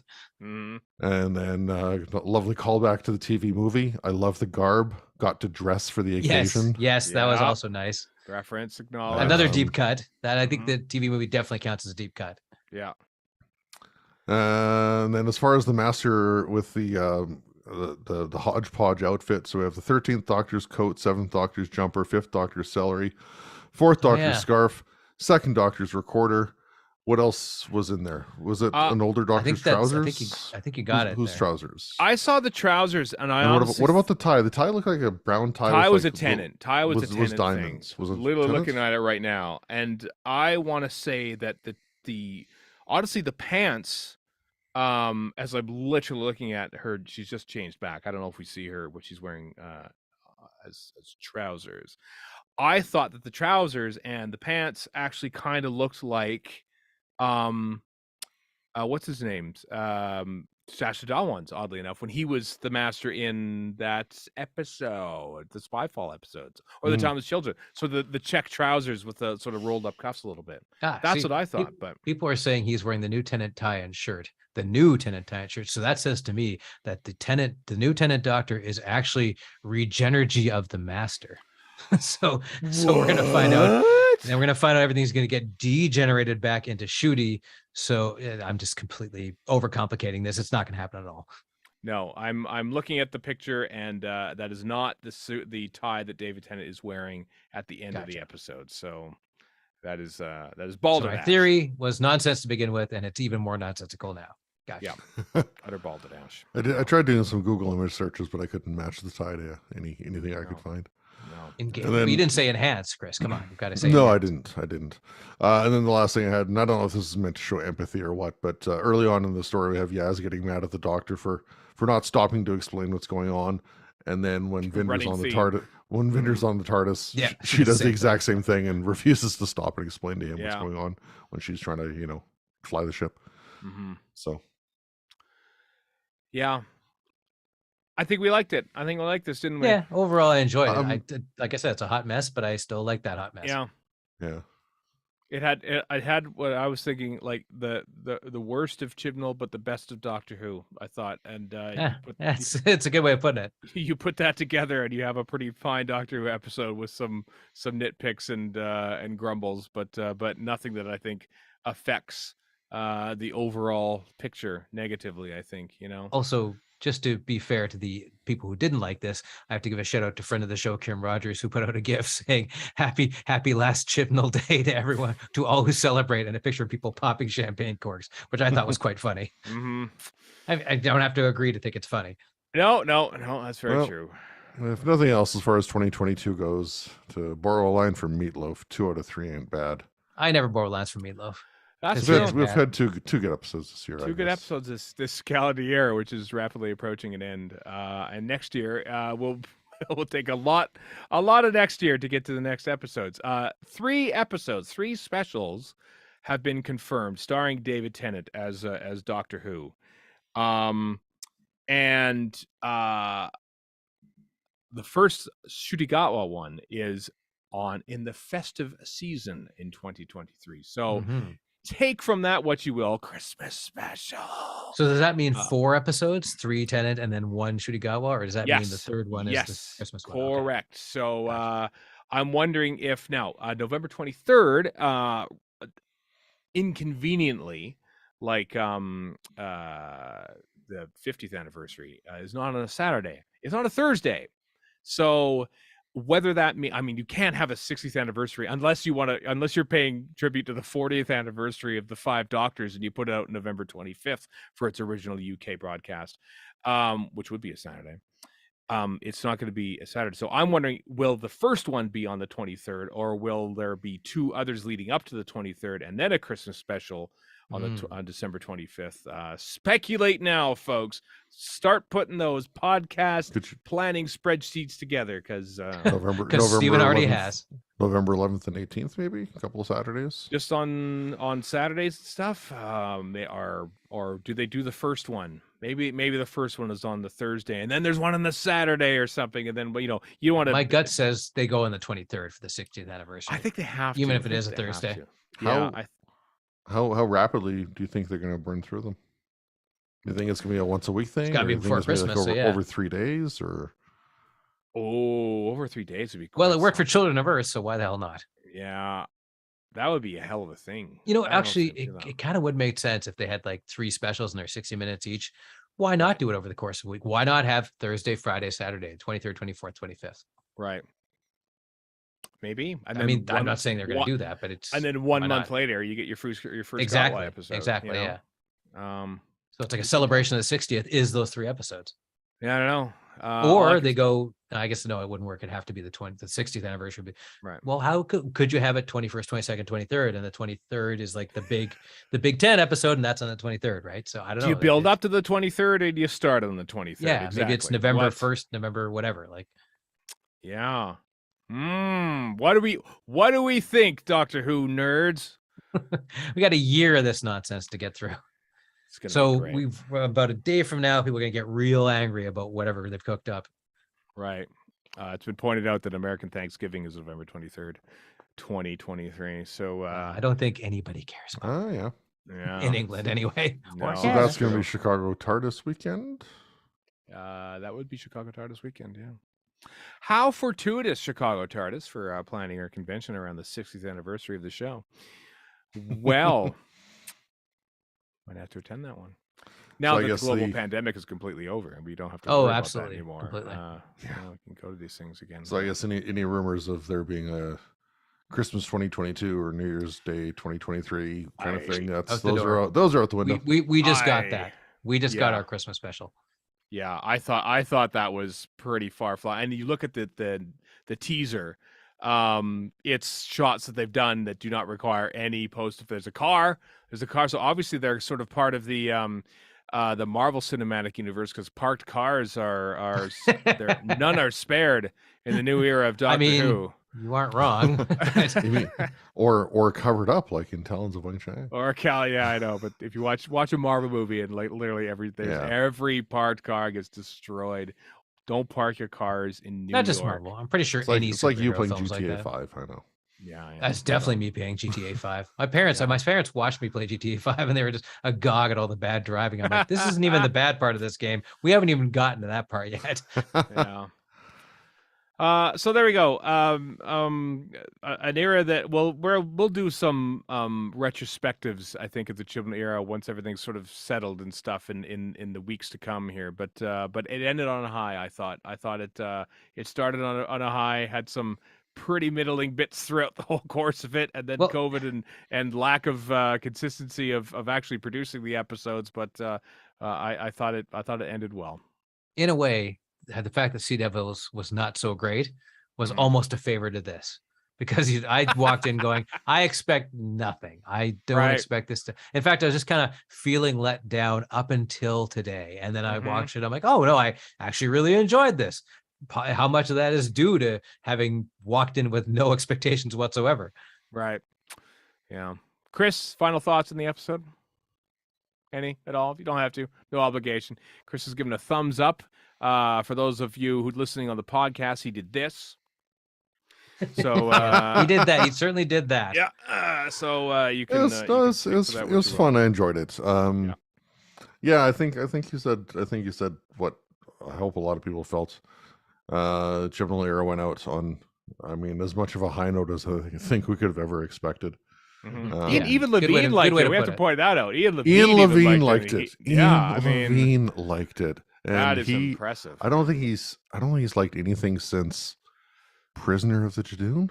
And that was probably just by mistake. So who knows?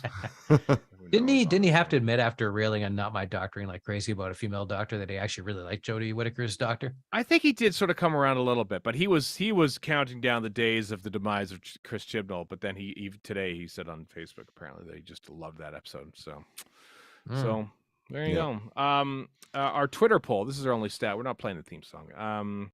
I don't know I have no idea what the overnight's are going to be. We're gonna have stats next week, though. We are gonna have stats next week. Oh no. Our Twitter poll, which is open for 7 days, by the way. Check out our Twitter page. We usually post a Twitter poll that says, for those who watched the show, what did you think? And we give if you loved it, liked it, it was okay, it wasn't for me. We'll go from the bottom. 7.4% said it wasn't for me. 8.5% said it was okay. 21.9% at the time of recording said they liked it. 62.1% of y'all loved it this episode of Doctor Who. So that's a pretty good average. Pretty good average there. Yeah, I count that as about 84% people were in favor of that episode. So, which is pretty much in keeping with the AI, pretty much for Doctor Who these days. So there we go. That is an era of Doctor Who in the books. David Tennant is the 14th Doctor appearing on TV sometime in the next 13 months. Closer to the end of that 13 than the beginning, of course, because it'll be in November. There's a whole bunch of links in the show notes about the teaser, David Tennant interview with him that was on BBC News, I think. A farewell to Jodie and Mandip that they put on the thing. A superb regeneration trailer it is quite good. That is really good. Talking about regeneration, about 90 seconds long. Would have been fantastic about a month or two ago, but they dropped it literally the day before this episode aired. I thought it was kind of lost in the shuffle a little bit. A nice touch to that trailer was when they kept in the COVID lockdown bit. I thought that was a really nice thing to throw in there. Yeah, that was really good. Really good trailer. Yeah. Anyway, all the marketing eggs in one basket this week. When the UK has changed prime minister. Poor hats off to Liz Truss for her one and only Doctor Who episode. No hats will ever be given to Liz Truss for any reason. You've got to be kidding me. Yeah, I know. Happy to see Boris Johnson not. There was such a great tweet. I didn't retweet it because I didn't want to do spoilers. The little handshake thing it was, and it says David Tennant fans and Boris Johnson fans shaking hands. It's like a win for number 10 today, and I thought that was that was brilliant. That was absolutely brilliant. Great tweet.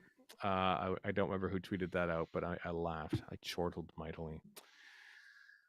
All right. So anyway, all the links in the show notes and stuff. Live stream. If you don't care about the rest of the show, this is your time now. You can bail, but there's when we get to the time lash, you can watch those live stream numbers fall to the ground. Oh my God, this is where I mean, listen, we have an in-house rule that we never want to talk about the episode longer than the episode is, but this episode was like 87 minutes long. Damn close. We're damn close to that now. There was a mid-October update for Gallifrey 1. By the way, I don't know if you heard or not, but Jodie Whittaker's come to Gallifrey 1 in February of next year, as is Sophie Aldred, as is Janet Fielding. So, I'm sure this episode will be discussed and shown potentially on the commentary and everything. So it's going to be an absolute blast. So I welcome all the Master/Rasputin cosplayers. Oh, I agree. Yeah, there's going to be a Rasputin cosplayer, or it could just be a guy in a robe with a beard. Who knows? In a beard, it could be that too. I'm sure the 13, 7, 4, 5 mashup costumes will be plentiful as well. It's going to be great. Anyway, somewhere there's an angry fanfic writer going, but I already wrote that. How dare I was going to ask you, Warren, does this now make 7 your favorite Doctor? Why would that? How? What? I don't understand the logic there. Just his appearance in Power of the Doctor. Does it now make him your favorite? I hate his era. I don't hate him. I don't even hate that Doctor. I just hate the era and the stories. Is this your favorite episode that the 7th Doctor has appeared in? Mm-hmm. No, maybe that's a 5-ish Doctors. No, I like Remembrance of Daleks. I do like Curse of Fenric. I like bits and pieces of other ones. I just don't think the era is that great, and I'm never going to change my opinion on it, so quit trying. Right. Gallifrey 1, anyway, there was some business about the art show and everything else. I think they sold tickets for the Diamond Pass meetups as well. I think that occurred. The dealer's room details have also opened up. Discussion panels will be coming very soon. Another guest invite, now that they've got Jodie Whittaker all sorted, they can start focusing on other guests, so that's happening as well. They're looking for a TARDIS, by the way, a TARDIS for the main stage. The very type of TARDIS that Christopher Eccleston walked out on stage at my suggestion in 2020. I don't know if I've ever mentioned that before, but I did. It never came up. No, never came up. So if you have a TARDIS, a big full-size TARDIS that you want to leave on the main stage there for the whole weekend, get in touch with Gallifrey 1 because they are looking for one. Maybe the other one collapsed, like the one that fell in on Elizabeth Sladen at the end of Seeds of Doom did. Who knows?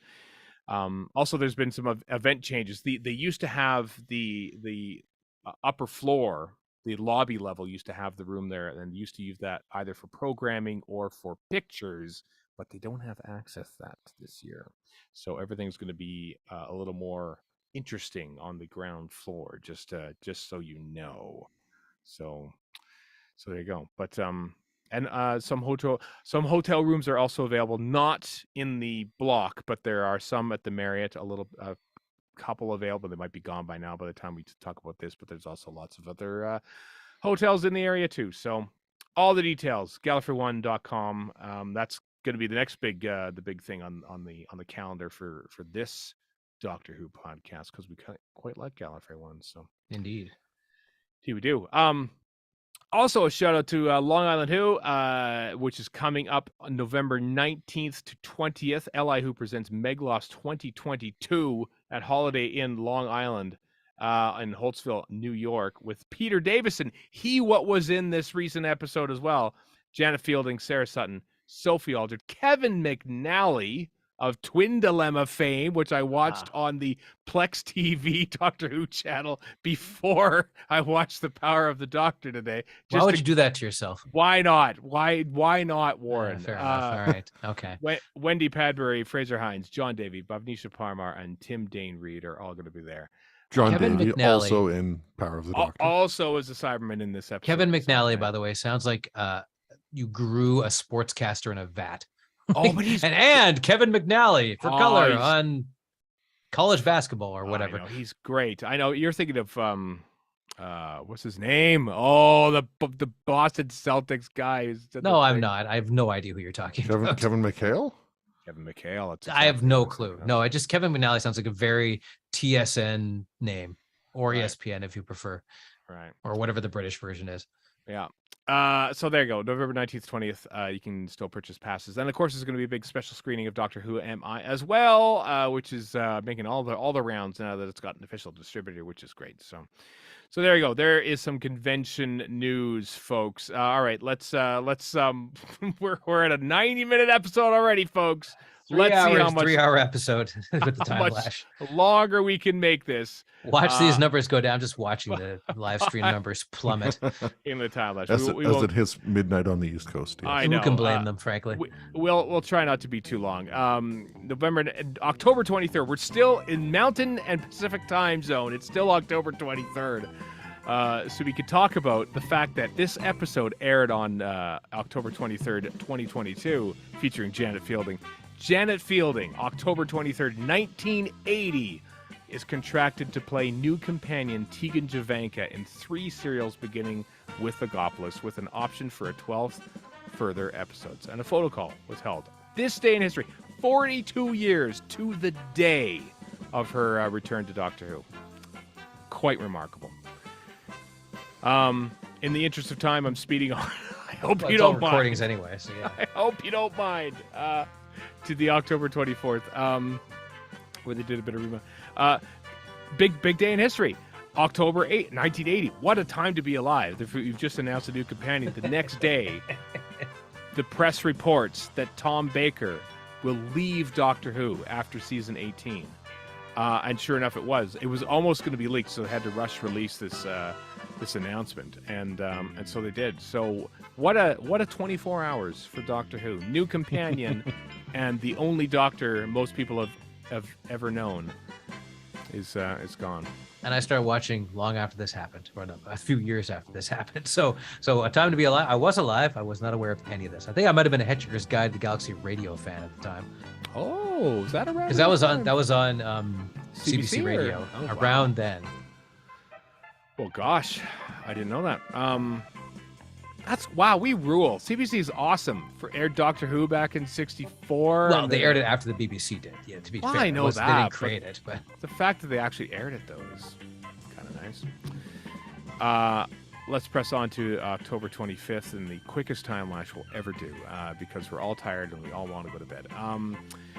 More of recording of the very first story happened. Full Circle episode 1 premiered October 8th. What 1980. This is the year of 1980. This is why Sarah Jane Smith is so happy to talk about 1980 to Lord Scarman, because 1980 is the year where it all happens. You get Tegan Jovanka announced one day, you get the Doctor announced that he's departing the next, and then you get Full Circle Part 1 on October 25th, 1980. Written by our good friend Andrew Smith. How about that?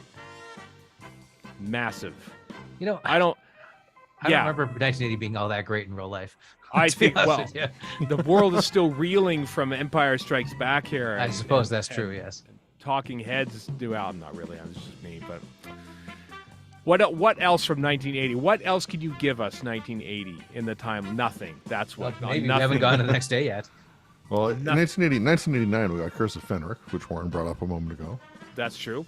That debuted, episode 1. With to a smattering of probably this. Let's face it, it was probably aired to like 3.8 million or something. Which, let's face it, is probably what the Doctors are going to get on overnights because of the changing face of TV ratings in the universe and everything like that. So, we'll see how that does. Back then it was called a failure. Who knows what it'll be called this time around? But we got spam in the chat. Hey. Oh dear. Are we tired of being alone? They'll help us. 69mega.com. Wow. Is that a video game? I should click it and find out. That's great. I probably shouldn't be yelling out the name of the spam, but oh well. Yeah, we also got 2014 in the Forest of the Knights. not exactly the highlight of season 8. I Series was 8. gonna say your favorite, Chris. Yeah. You know what? I remember that. That was the episode that I assumed I would hate, and I didn't, and that made me think. You know what? This is going to be probably the best season of Doctor Who. It was that one that convinced me. So, yeah, I know. I didn't expect that either. Shall we move on? October 26th. Yes. 1976. Photo call to introduce Louise Jameson as Leela. Was that? That wasn't the ill-advised makeup version of Louise Jameson. That I don't remember. Explain that to those in the chat and not me. Blackface. It was what? in black. Yeah, she was in blackface, basically. Oh my God! Come on. I think they wanted to make her tanned or something like that. But I'm happy I don't know these things, but now I do. So.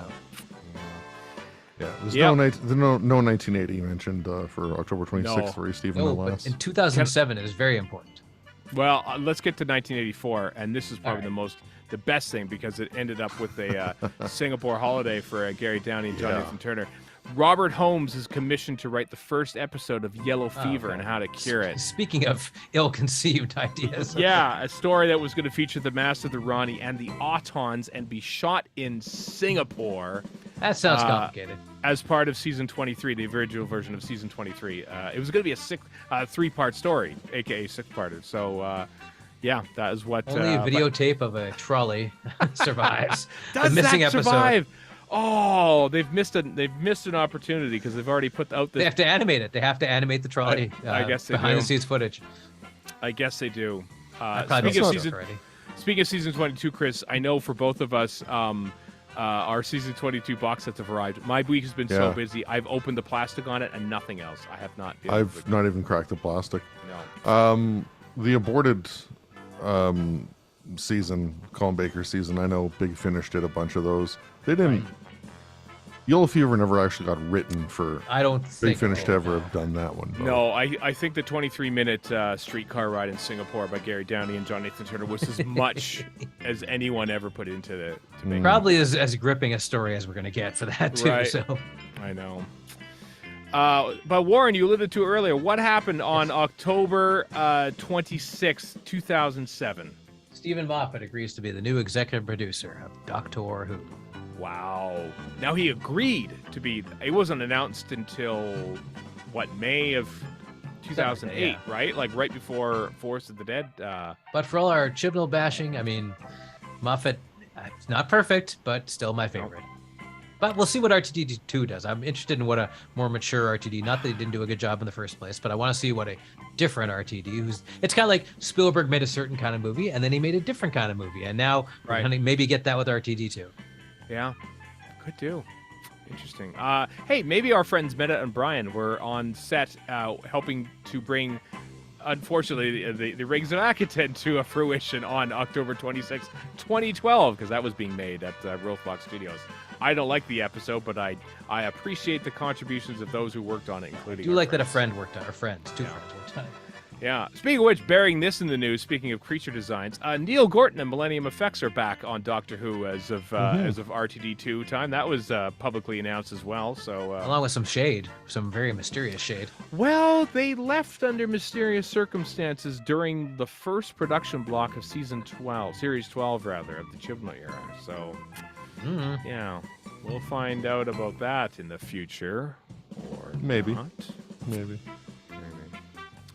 October 27th. Happy birthday, the late Peter Bryant, associate producer, story editor, and producer of Doctor Who, born October 27th, 1923. Worked on Doctor Who from, somewhere in the Troughton era. Left at the very end Just of the Troughton missed era. Being in the 1922 committee, which is as far as I understand the 1922 committee, which is to say I don't at all. Mm-hmm. Yeah. There's some other stuff. Chris, anything jump out at you? The same thing might jump out at you that I was going to talk about. But happy birthday to Meg Loss's Andrew McCulloch. Very same. Don't know. Okay. Now I was going to talk about the BBC deferring on October 27th, 1989 to a decision on the co-production deal with Columbia Pictures until at least 1990. Kicking that can down the road. Yeah. Yeah. Wonder what'll happen with that. Who knows? Let's go to October 28th. Sad day and happy day, because Ian Martyr, alas, was born and died. Same day. His birth, death day. Yep. Yep. 44 age 42. Diabetes. 42. That's way too early. Yep. Heart attack from diabetes. Yeah. No, that's no age at all. As a diabetic, I'm like, great to hear. I know. I think the science to help with diabetes has advanced a lot. I would agree. Yes. Yeah. Happy birthday, though. Happy 40th birthday to 11th Doctor Matt Smith. How about that? October 28th, 1982 is when he was born. So how is he 40? He was 26 when he was cast. He was 20. That's almost half his life ago. It's also, ridiculous. if you've seen House of the Dragon, he's a handsome fella at 40. Let's put it that way. Yeah, which we haven't watched yet, Warren. But as many of our friends have said, if evil, why hot? Referring to his character. Funny. 1993, the BBC. This is wow. This is gonna be fun getting these. The BBC confirms that negotiations are ongoing with Amblin Entertainment regarding a co-production deal for Doctor Who. When will we see that cartoon, I ask you? Well, I wonder, I don't know what the timeline was when this Kibosh, The Dark Dimension, which is being made for video for the 30th anniversary. Because that existing, or having the potential to exist, was threatening this deal with Amblin Entertainment. So they had to throw that in the bin. So anyway, it's complicated. So that's what happened, October 28th. So it's no Arizona solution, I'll tell you that right now. Hey, we almost had an Arizona solution reunion basically tonight. I guess we kind of did, yeah. Talking about doctors kissing companions. Oh. Way-o. I'm gonna say right now that the weird land of Cliff and whatever the hell, that's the air zone. That's where they're in. They're in the air zone. It's canonical now. It's canonical. Oh boy. October. See what you're missing? 100 people. Yeah. 10 odd people who left. Hey, there's quite a few people left. October 29th. Happy birthday, Michael Jason, as mentioned on this podcast, well as the Valley Art, and indeed playing Nicholas on Nicholas Alexandria from 1971. He, of course, played the Valley Art. Happy birthday to him. The big thing that happened on this day in history, October 29th, John Nathan Turner phones up Colin Baker and says, good news and bad news. Oh, good news is, this is almost the way that Colin Baker tells it. Good news is Doctor Who's coming back next year. Great. Awesome. The bad news is you're not going to be a part of it. So that sounds exactly like this thing in Adventures of Space and Time. So either these producers do the same thing over and over, or they cribbed it for Adventures of Space and Time. Or if you want to look at the UK office, when David Brent breaks it to his staff that both the Swindon and the Slough branches are to merge, but he's being promoted as manager, and he goes, "I've got some good news and bad news. The bad news is some of you are going to lose your jobs. The good news is I've been promoted." And then he goes, "You're still thinking about the bad news, aren't you?" And that's probably what John Nathan says. Hey, bad news, you're fired, but good news, Doctor Who continues on. The lesson to be drawn here is that managers are generally psychopaths. Gotcha. Maybe. I wonder, John Nathan Turner somewhat famously took Dudley Simpson out to lunch to fire him, saying he wasn't coming back. And had him shot. Although he mentioned the very beginning. So you're probably wondering why we go, "Oh, just 1 second, waiter. I'm firing you, Dudley Simpson. But what did you want to start us?" It's on me. It's on me. By me, I mean the BBC. But okay, this is awkward now. So maybe he learned his lesson. Do you remember this? Do you remember the National Television Awards from 2008? When David Tennant announced, while accepting an award for outstanding drama performance, said that he wasn't going to be in Doctor Who for the next series. Do you remember that? I remember that. Mm-hmm. I think I do, yeah. Yeah. It was a thing, too, because we all thought that was like a thing that was pre-taped. It was literally in the intermission in the play that David Tennant was at, which is probably like Hamlet or something like that, right? I remember being quite choked up about it, too. He literally popped out. Yeah, he literally popped out at the back door. They go through this whole process of how they did this on The Writer's Tale, I think. And he had like 15 minutes to basically accept this award and tell the public that he wasn't going to be in Doctor Who anymore. And they actually made the timing work. So what a surreal thing to go do that and then go back and play Hamlet. Yeah, right. Like, man, that's an actor, damn it. For all my complaining about how they're setting up the next Doctor Who, right? That's pretty damn impressive. The thing, I don't know if you notice this. There are a lot of lines in Hamlet to remember, and to have that in the back of your mind and go, okay, especially so if you're playing Hamlet. To be or what line? I don't remember what the last is. Anyway, that's it. That's our time lapse segment. What do you got? What I else got two more things. Oh, do it. What do you got? Well, number one, 1966, 10th Planet, Episode 4. We're going to talk only the end of the Hartnell era. How could I forget that? Right. That's pretty big, I dare say. That's giant, I know. We have our first renewal. Not even regeneration. I wonder if there was like next week you'll see a new Doctor Who in the form of Patrick Troughton. In a new set of clothes. And that was like the big teaser. I'd like to emphasize that again. A new set of clothes. Don't be warned, the Doctor's clothes regenerate with them. It's vital to know this. And then 1985, Christopher Hamilton bid meet is back. Permission to write. Is he permission though? to write I don't know. I have no idea how to pronounce it. He wrote Gesundheit. Pinnacothica. I can't see that being made fun of in any way. That name. I'm sure that one was made into a Big Finish. I'm sure. Yeah, apparently not. Not as that title, but as something, I think. It was supposed to be the third segment of Trial of the Time Lord, rejected by Eric Sayward. Instead, it was replaced by a script called Paradise 5, written by P.J. Hammond. Right. Paradise 5 was adapted by Andy Lane for Big Finish. But was rejected as a script by J&T and replaced by Terror of the Vervoids. Oh man, we almost had PJ quite Hammond. A sordid tale. Yeah. PJ Hammond's great. Sapphire and Steel, one of the great shows. And those torture. I don't trust it. And those tortures that you hate. That we don't talk about. That one. I like them. That one that we like, and then that one that I really don't like. I don't remember the name of it. Is that it? Are we wrapping this up? Out of the dark, so. out of the rain, out of the rain. Out of the rain, in the rain, tears in the rain. It's raining, raining men. It's raining men. It's raining men. I could see Torchwood having an episode called "It's Raining Men." Honestly. Yeah, actually too. That wraps up an eventful week in the history of Doctor Who in the Time Lash. Some quick notes before we get the hell out of you. Hell out of your ears. What the hell? Well, do we degenerate into somebody? What's going on here? I don't know. Lots of Big Finish stuff is out this week. The 8th Doctor Adventures. Hey, we saw that guy, Doctor Who, tonight. The Connections is 8th Doctor Adventures Connections is due December 2022. Also in December of this year, The War Doctor begins He Who Fights with Monsters. That's available.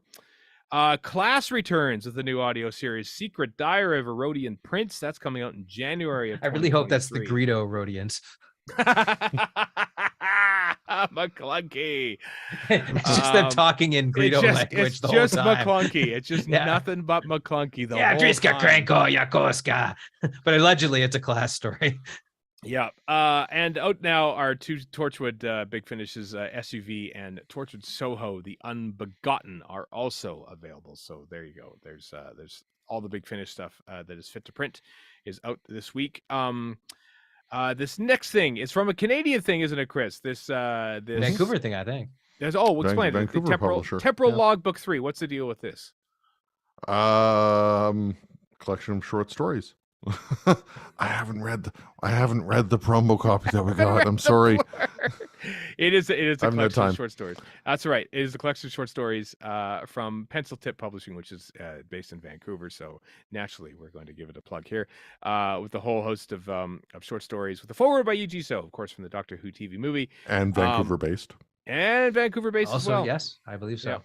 All of the proceeds from this publication are being donated to Settled. Settled is an independent charity providing free and trustworthy information, advice, and support in different languages to EU citizens in the UK. So, as the UK leaves the European Union, EU citizens must make an application to stay in the UK, and settled helps to ensure that EU citizens gain settled status. So there we go. That's important. That's important in this post-Brexit world. That actually is important. Yeah. So do check that out. penciltippublishing.com. Links also in the show notes here at radiofreescholar.com for the Temporal Logbook 3, Changed Lives, selection of short stories. So all for a good cause. And lastly, Chris, you were on a Doctor Who podcast as of late, the Pull to Open podcast, talking about what? A Doctor Who story of some sort? Yeah, there's only a couple of those, and I found one. Wow. Both a Doctor Who story and a Doctor Who podcast on which to appear to talk about it. I got to talk about time flight. I like how you're happy but sad about it at the same time.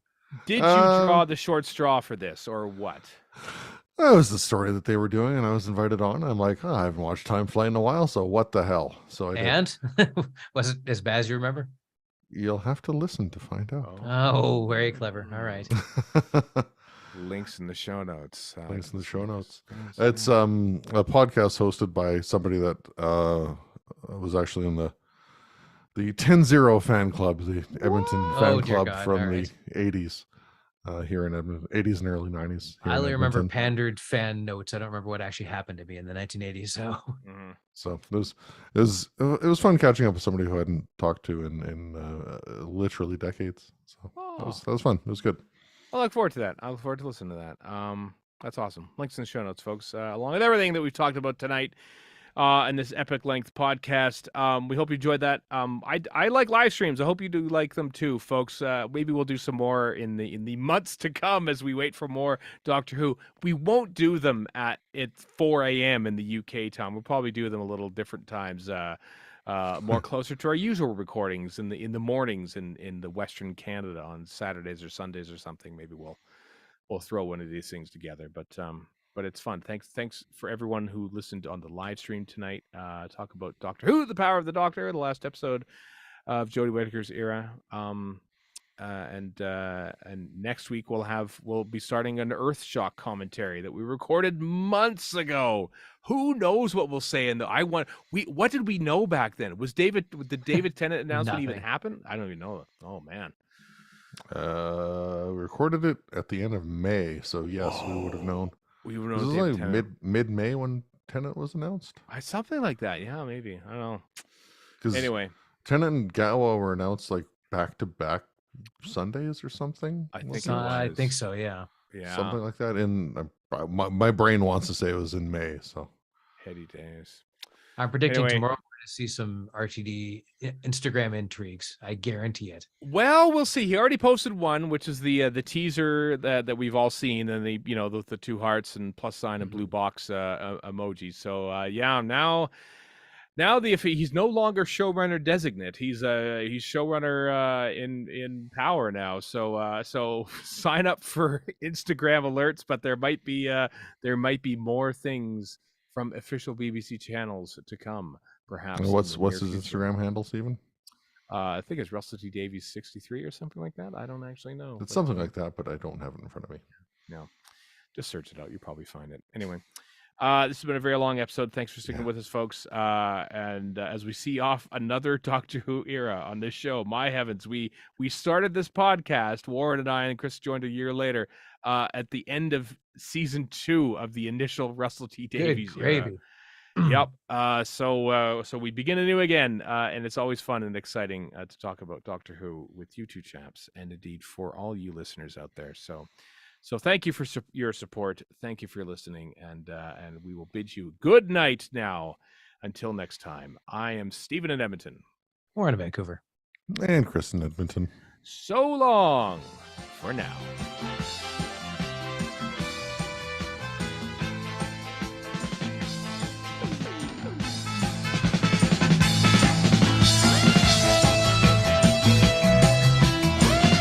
You've been listening to Radio Free Skaro. Find us online at radiofreeskaro.com. Follow us on Twitter and Tumblr at Radio Free Skaro. Subscribe to us on iTunes and donate to the show at patreon.com/Radio Free Skaro. Thank you.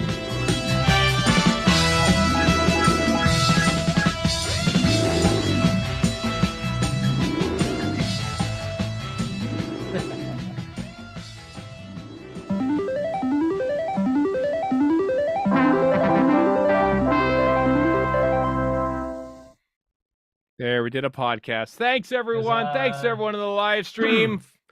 A lot more people stuck around after the review for that than I thought was going to. Way more. Thank you all. Hope you enjoyed the show. Hope you enjoyed the Doctor Who episode.